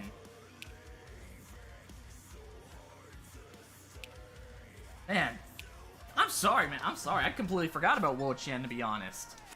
Yeah, no, it's a legendary Pokemon. I needed it to complete my Pokedex. It's part of a group of 4 Pokemon whose ability actually lowers a stat. It's kind of cool, yeah. There's a whole bunch of really cool legendaries in this game besides Koraidon and Miraidon. You've got what's known as the Ruinous Treasure. So you have Wo-Chen, which was the snail thing you were talking about before. You were asking about before. There's Chen Pao, who's a saber-toothed tiger. There's... I don't know where Ting Lu is. I'll have to find my Ting... oh, here. There's Ting Lu, who's actually a powerhouse in VGC right now in competitive. And then there's Chi Yu, who kind of looks like a cute little goldfish, but this thing is great for grinding out money.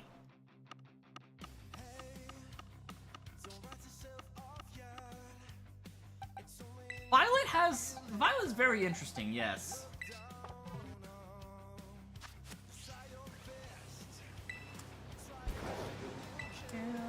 I had this on there twice.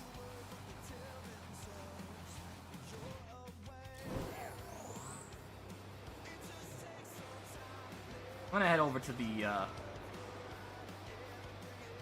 But yeah, as far as, Wo-Chen, Chen Pao, Ting Lu, and Chi Yu are concerned, one important thing, if you're gonna get either Scarlet or Violet, yeah.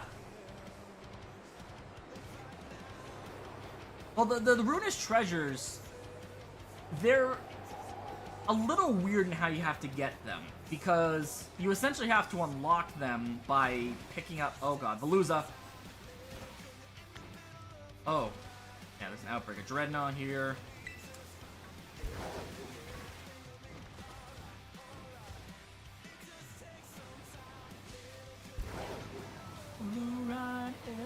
Everything will be just fine.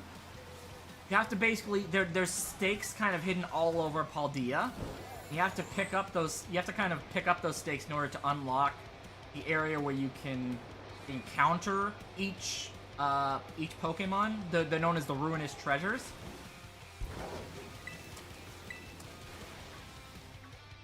Oh no, that's a regular-ass Tatsugiri. Water types are interesting, because Water type is probably one of the better defensive types for Pokemon.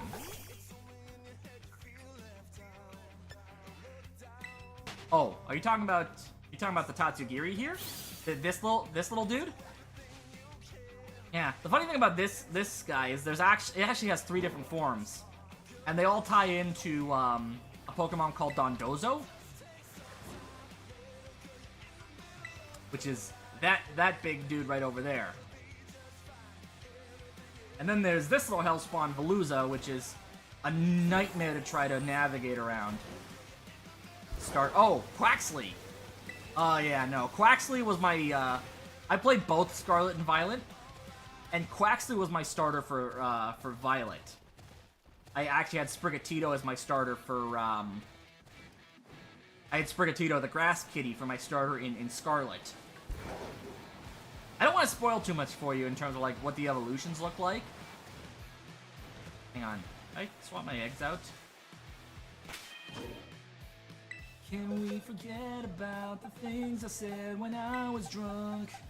I didn't mean to call you that. I can't remember what you said or what you threw at me. Please tell me.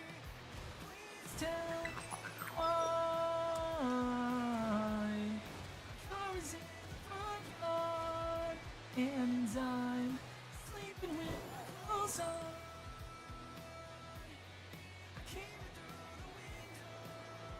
Last night. There's actually some really, really cool Pokemon that were introduced in this generation. Like, you're seeing some of them now. Like, not these guys, but... Got, these guys. Only play Fire Red. Man, there's so many Pokemon that were introduced after Gen 3 that you're gonna be surprised to learn about. Like, I started playing in Gen 1, but I kind of stopped playing for a bit, so there's Pokemon from Gens 4 and 5, because I started playing again in Gen 6. That was X and Y.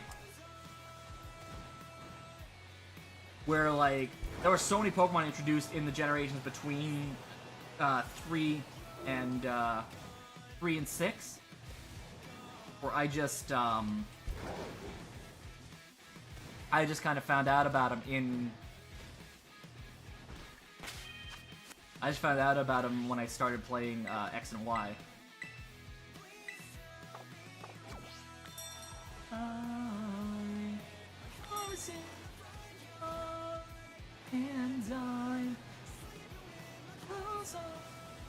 I do, yes, I have several actually.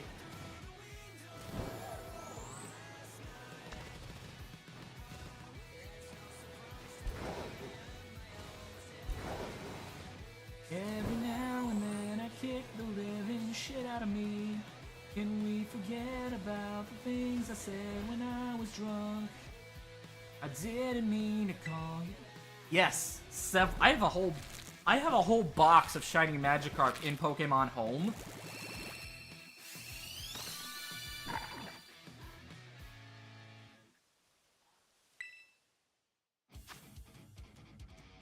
I think I have, like, besides the one from my playthrough of Heart Gold, I have, like, I think 3 or 4 other shiny Gyarados.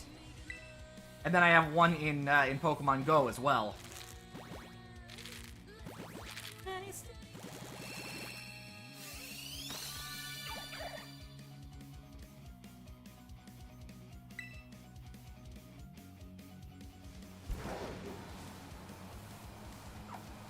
That is not a fortress.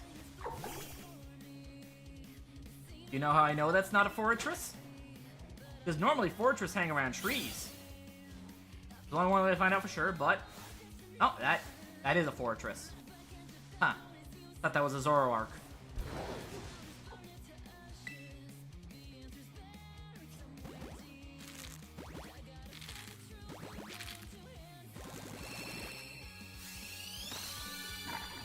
I would say it's entirely up to you.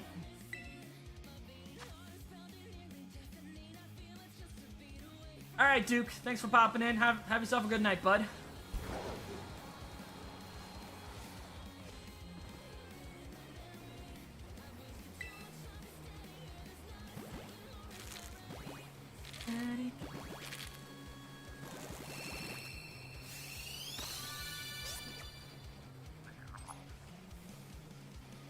Duck butt.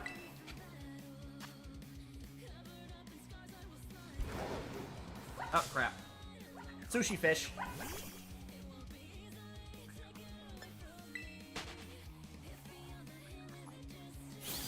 Alright.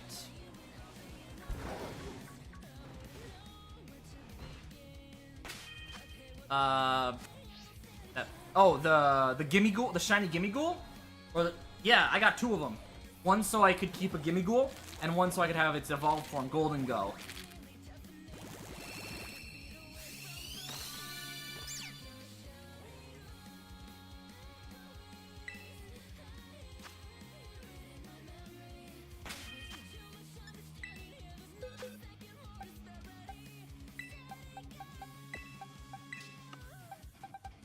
I hope they do...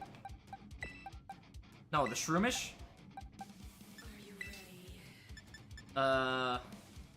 This Shroomish? Oh, no, not the... Oh, the Amoonguss! No, I didn't catch it. You're talking about the one with the 3 Pokeballs on it, right? 3 Pokeball designs? Yeah, no, I didn't catch it.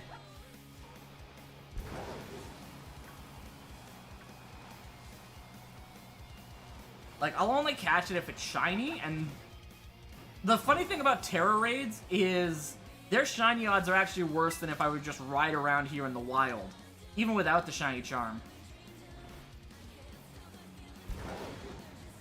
I do have a shiny Amoonguss. Right about... Oh yeah, right here. So this is what shiny Amoonguss looks like. Really cool, actually.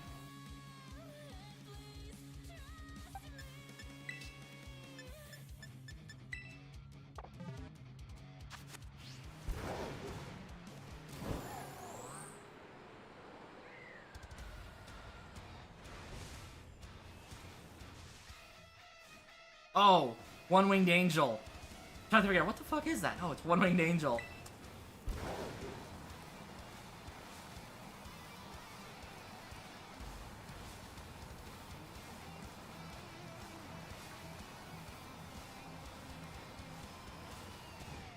I mean, the cool thing about the Terra Raids, though, is it's basically a guaranteed catch chance if you can knock the Pokemon out. Ultra Ball, yes. Oh, you have no idea how useful quick balls are in this game now. Like, even more so than any other game.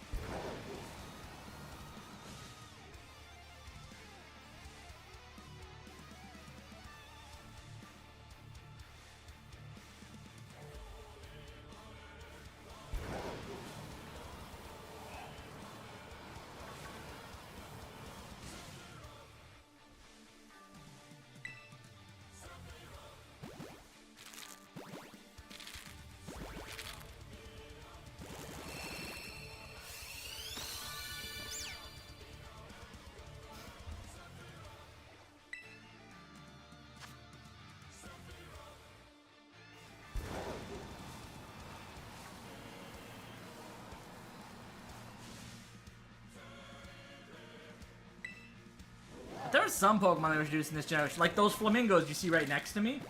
Guess what those flamingos are called? Flamigo. The flamingo is called Flamigo. Not a lot of effort went into that name. But Flamigo is a really scary Pokemon to deal with, actually, in competitive, especially in doubles, because of its ability. Its ability will basically copy any of its partner's stat boosts as soon as it comes in.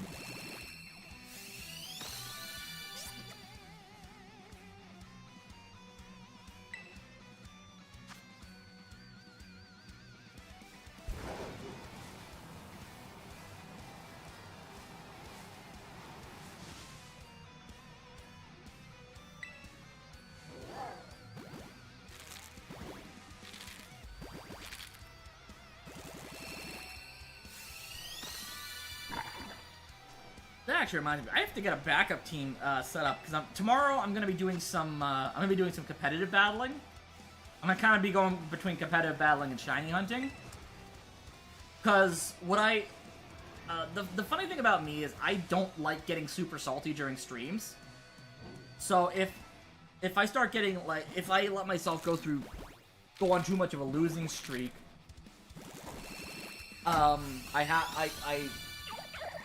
I'll have to walk away, and from that. So my general rule of thumb when I do competitive battling on stream is when I'm laddering, I'll do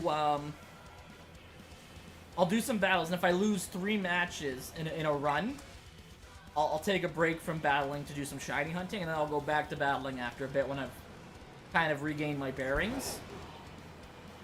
But I'm really excited to test out my my next competitive team. Because the competitive team I'm going to be running... Let me actually show you the team I'm working on after I swap out my eggs.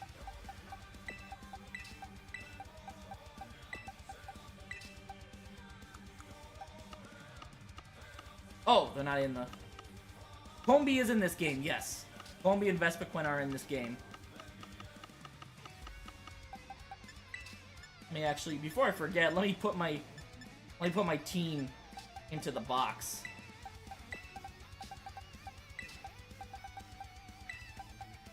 Where they have their respective items. And yes, these are all shiny Pokemon.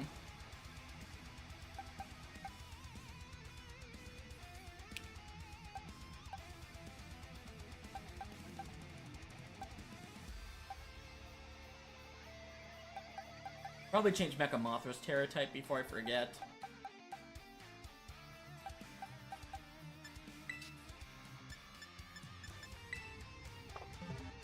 Worm, yes! That worm is surprisingly broken, actually.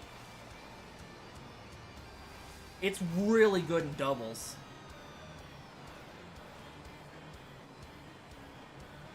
It may look derpy, but that thing is not something to be taken lightly.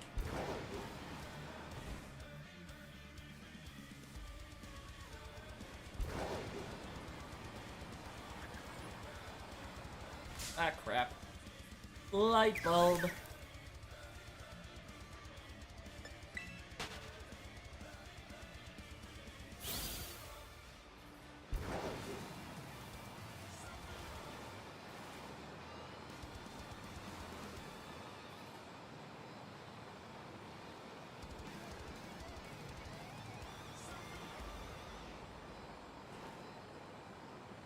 But yeah, that worm is called Orthworm. And it has a special ability where if it gets hit with a ground type move, even though it's a steel type, it'll actually absorb the ground type move and heal itself up. So when you combine it with a really powerful Earthquake user like the Ursaluna I have in my party, it could actually... Go! We got a shiny Fuecoco! That's 3 shinies tonight! And it was the first egg of the batch, too. So that was 10-16. Yep, shiny. And it's pink. Can't be marked. But... look at her. Look at her. I'm going to call you... What am I going to call you? Pinky. Yeah, let's call her Pinky. We'll call her Pinky. You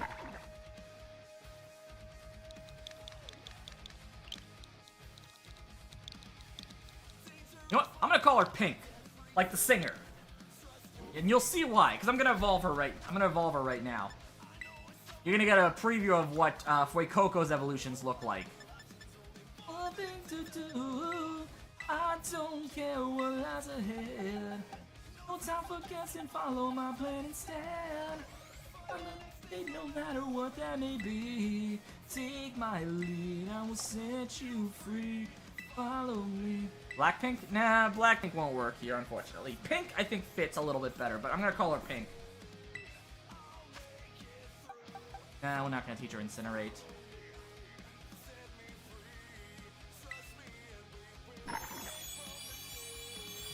I'll make it through, prove it to you. Okay, so that is Crocolore, which is Fuecoco's first evolution.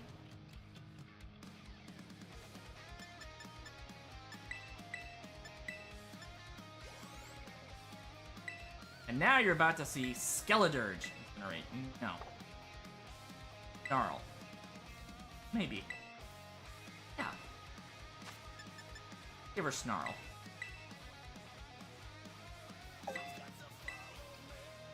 Roar. No.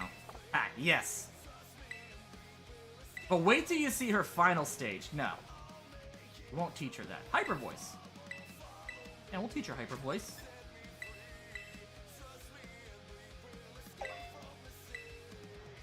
Will-O-Wisp. No. Fire Blast. No.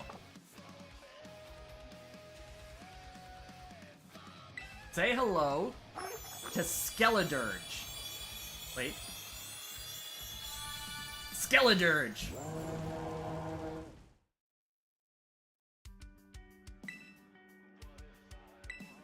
And her signature move, Torch Song, which actually boosts her special attack by 1 stage. As she uses, every time she uses it.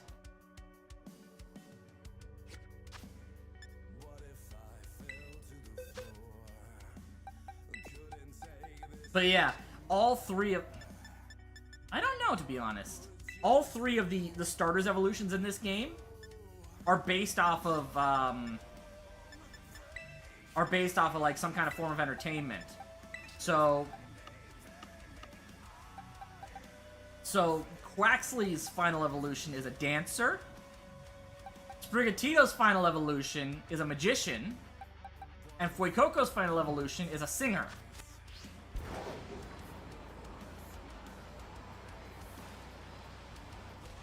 Hello, Jigglypuff. And yeah, I never actually noticed that. It does kind of look like there's like a little bird on Skeledirge's nose. And it's not like that unheard of. Like, I know Mantine has Remoraid on its wing.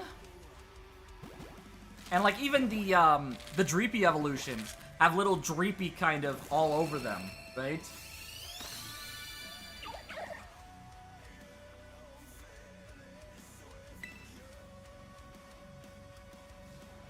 Shiny duck? You think we're gonna get a shiny duck?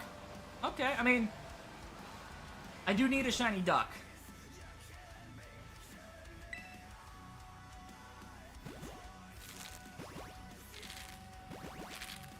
Excuse me.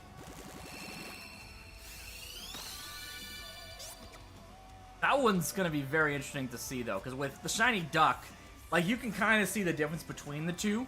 Let me actually get a second, yeah.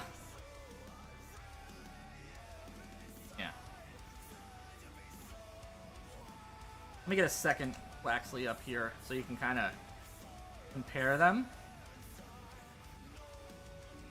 Like, there's not a very noticeable difference. Like, it's kind of just like a faded difference. It's noticeable, but it's not the greatest difference.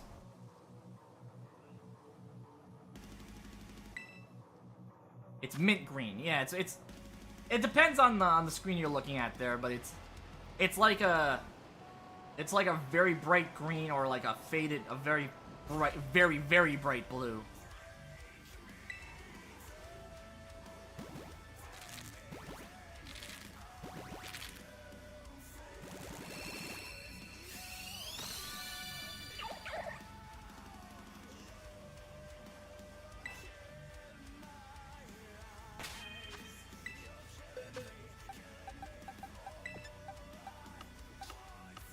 I'm gonna put this back, actually. I'm gonna just...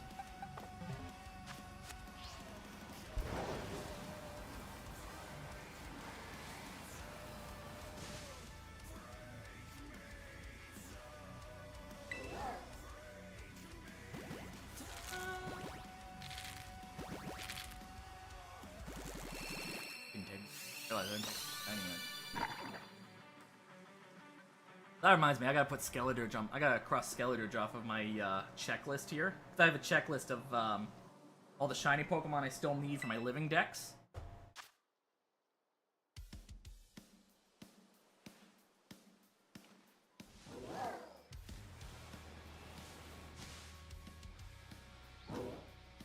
Skeletor off the list now. So I still need 7 more Pokemon from the Paldean Dex that are still where the shinies are available. I need the whole Quaxley line. I need Sprigatito and Florigato, which are the first 2 stages of the Sprigatito line. And I need Quaxley and Crop. I have Appleton actually. I have the whole Appleton line. But they're in Pokemon Home.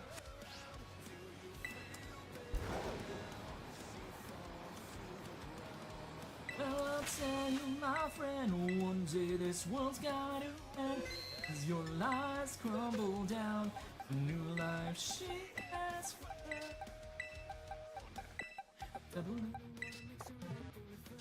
Every action is a consequence.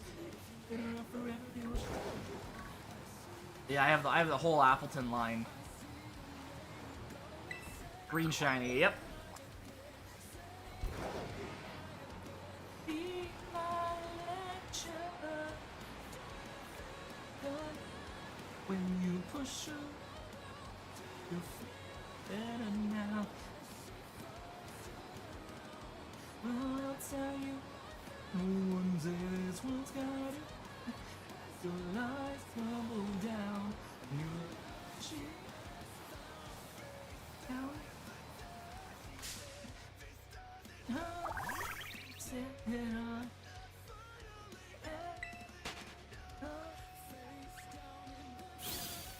Set it on.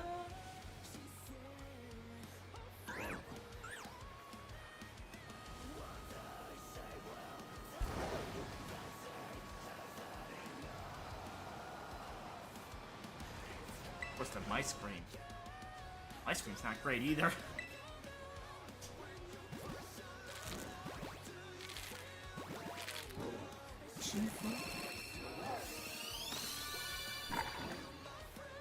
Probably up the count before I forget.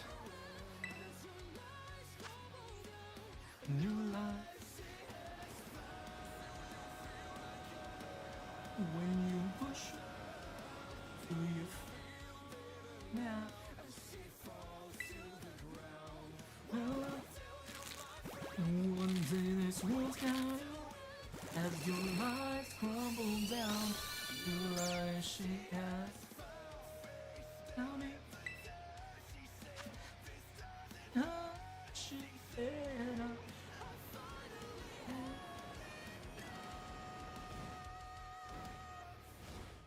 Crap.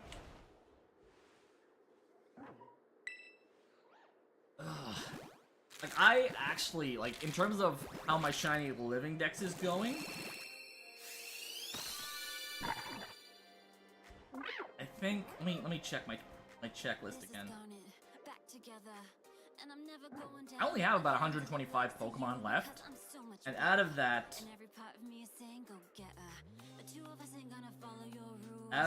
1, 2, 3, 4, 5,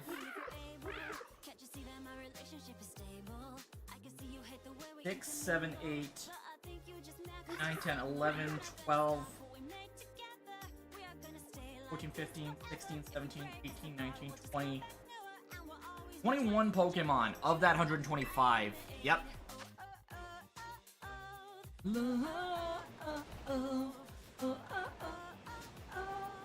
Yeah. Citadel is adorable as far as like some of the Gen 9 designs are. You should see its evolution to Titan though. It's not cute, but it looks friggin' badass.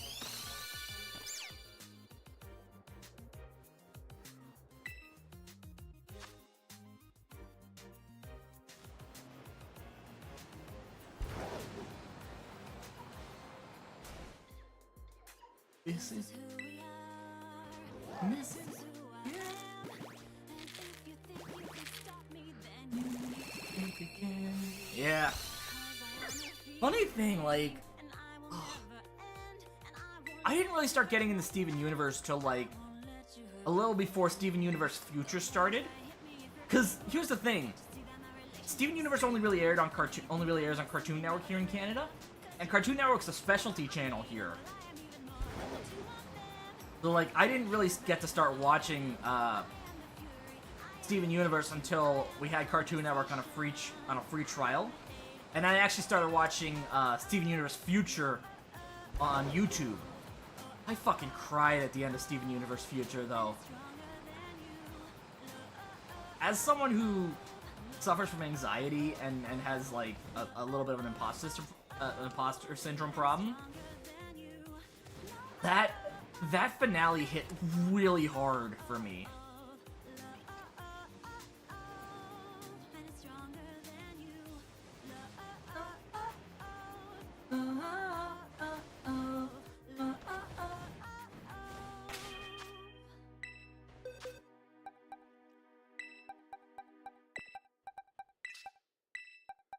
That reminds me, I also gotta give ability patch to my Skeledirge and my Meowscarada, my shinies.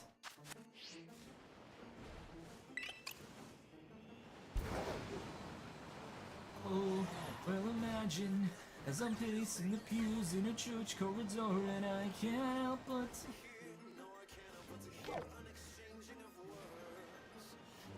Oh, Other Friends?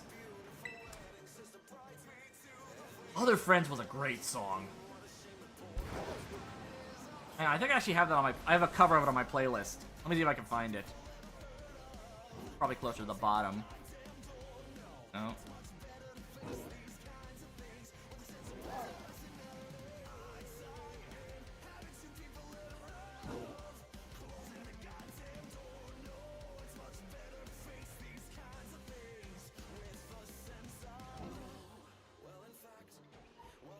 Somewhere.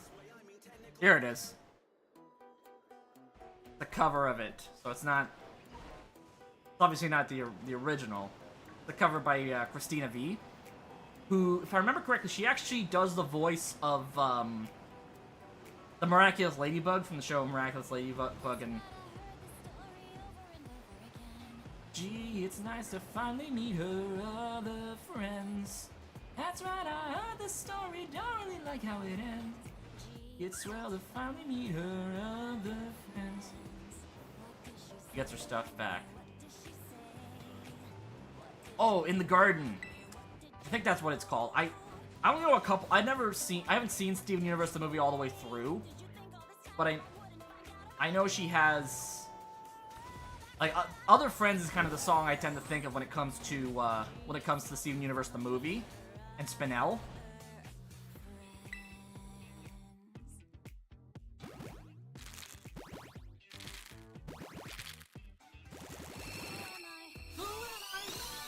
Say I'm the loser of the king.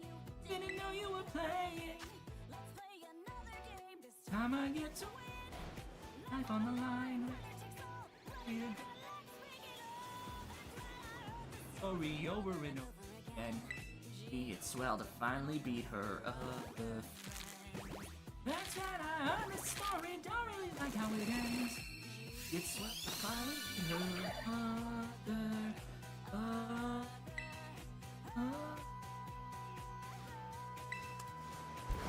Miraculous Ladybug and Cat Noir, that's the name of the show. She does the voice. She's the voice of the main character for that.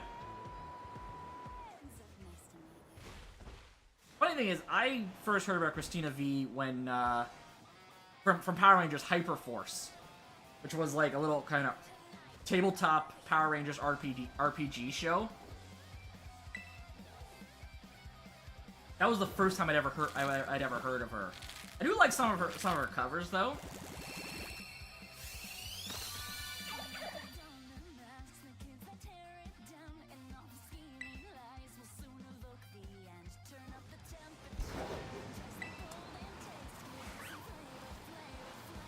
Just wanna hold your hand.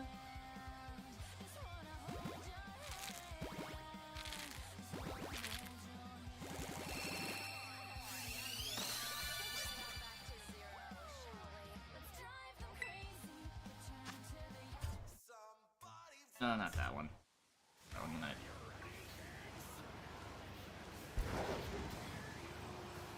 I'd say this is the weirdest version of the SpongeBob theme I've heard, but I know for a fact Corey Taylor from Slipknot does a cover of this song when he does his solo shows, and the fans at those shows fucking lose their shit every time he does this. He does a cover of this song.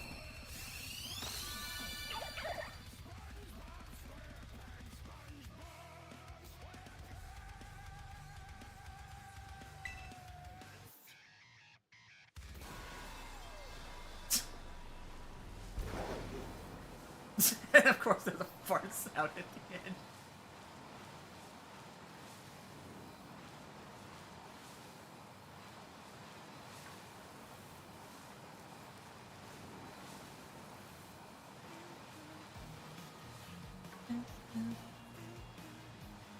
I think the only other song I know off the top of my head from the Steven Universe movie, though, is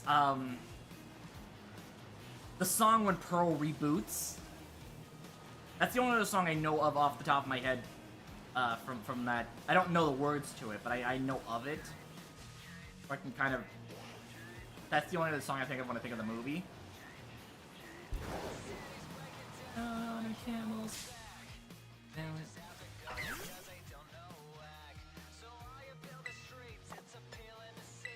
You can't. You got a new horizon.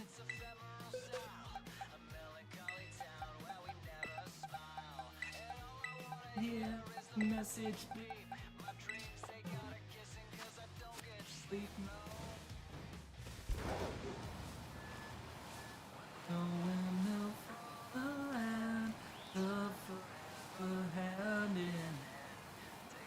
Falling on your stride. It is painful. Forever love it's free. Time forever you and me. Windmill, windmill. Every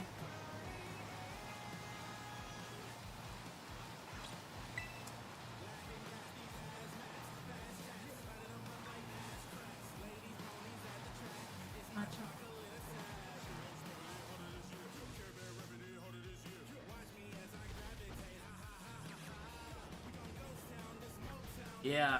Oh, wait, is that the name of the song where Spinell gets her memories back?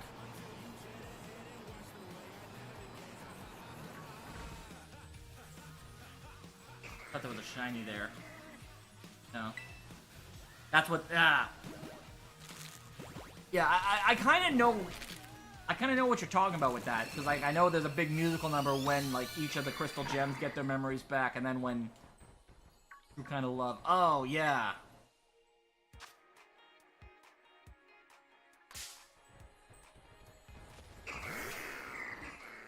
A lot of fucking Pessimian over here. I gotta hell out of there. Wait, do Garnet? Again, I haven't really seen. I don't really know the whole timeline of the movie. Besides the fact that it happens like, I want to say 4 years after the events of. Wait, no. Yeah, 4 or 5 years I think after the events of the end of the original Steven Universe, because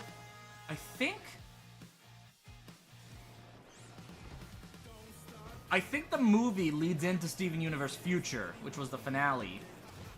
It was like, you know, the final, I don't know how many episodes. I think it was like 20 episodes or something, maybe 10, 20 episodes. For Steven Universe Future. Oh jeez, I'm being swarmed by Pessimian.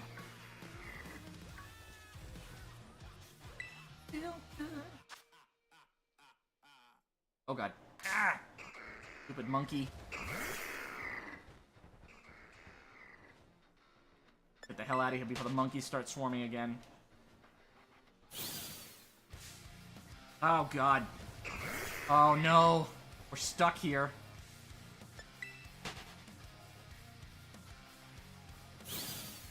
I cannot take this everything I said before. All these words, they make no sense. I found bliss in ignorance. When a difficult day goes by, is that... I think true kind of love is when Garnet gets her memory back. And then when a difficult day goes by is when Spinel gets her memories back. Because I know the whole thing there, the whole plot to that movie is like, Spinel has a weapon that essentially completely resets the gems back to when they were first created. Even though Steven's half human, all of his growth kind of went away for a bit during because of how the weapon affected his mother's gem.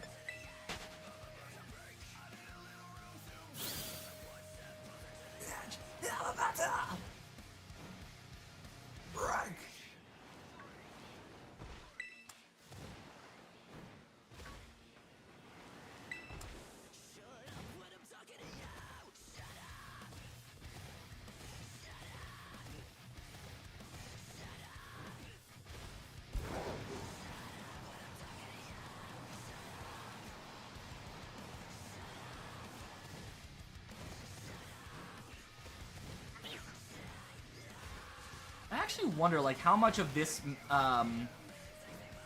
is like, I know one of the DLCs, I'm convinced, is going to take place in this kind of, fenced-off area. I say fenced-off, as if it's not, like, just, I can't climb over the mountain. Keeping it... Oh, that's,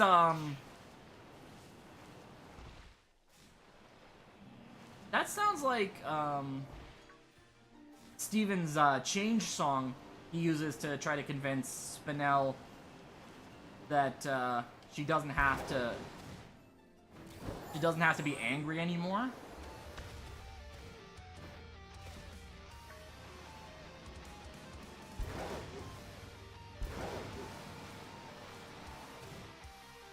Because, like, I'm pretty sure the song where Spinel gets her memories back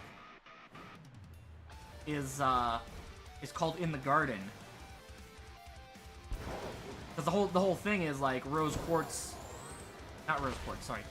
Oh, yeah, Rose Quartz, but Pink Diamond left her, kind of abandoned her before she went to go, colonize Earth. Or try to establish a gem colony on Earth.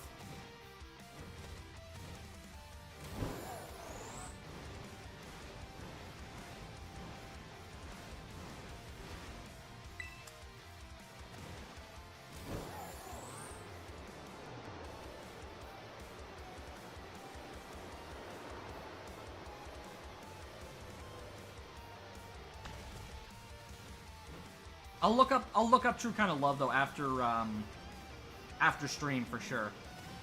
Actually, I'm pretty much almost done here. So I'm gonna let me drop down here for a sec, check and see if my eggs need to be swapped. They do. So I think I'm gonna hatch this last batch of eggs. I'm gonna call it a night. Partially because I'm actually starting to get a migraine. I don't know if it's like there's like a storm coming or if it's like heat. I definitely need to head off soon.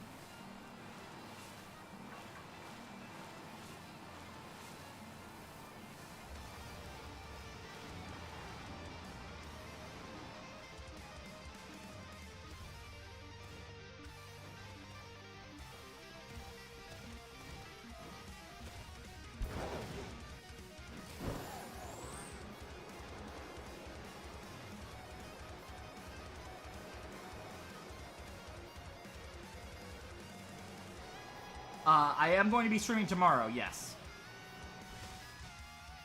I'm going to be streaming tomorrow at 8 p.m. Eastern.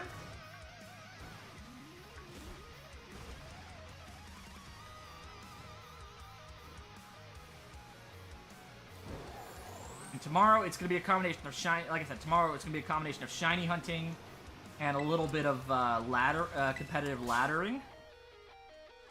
Because I want to test out. I want to try to see how well my my regulation D team is gonna do, or if there's any other changes that need to be made to it, or if I just need to scrap the team and try something else.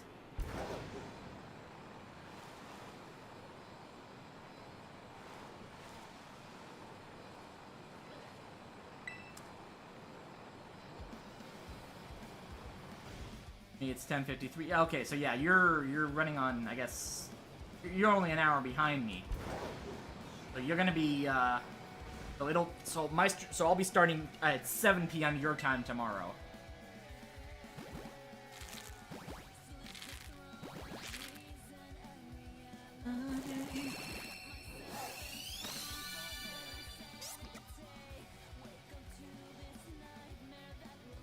Yeah, once this batch is done, I'm gonna call it night. Also, let's up this to 40. I forgot to count some.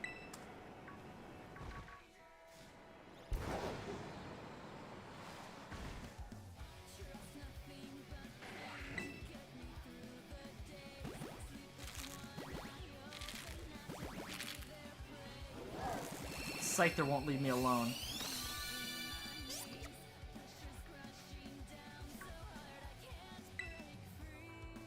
Shiny, shiny? You think we'll get a shiny? It's possible. We've already got 3 tonight, but it's possible we could get a 4th. Alright, you know what? You're pissing me off, Scyther.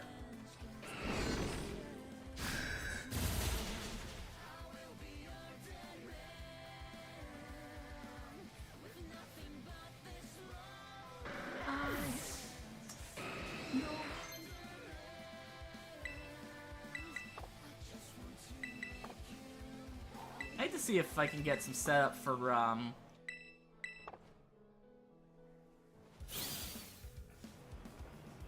for that hot lucha.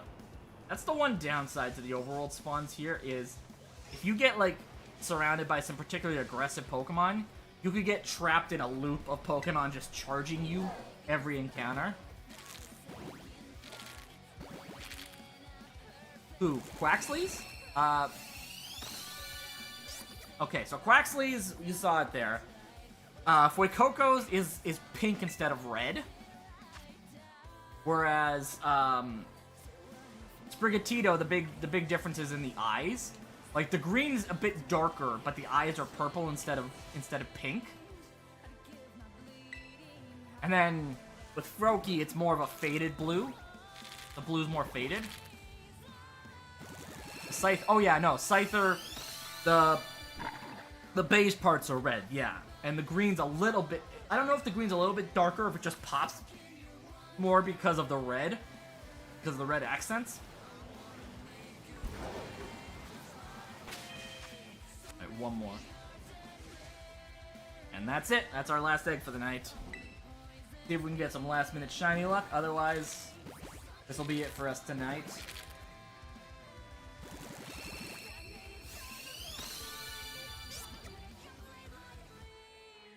Alright.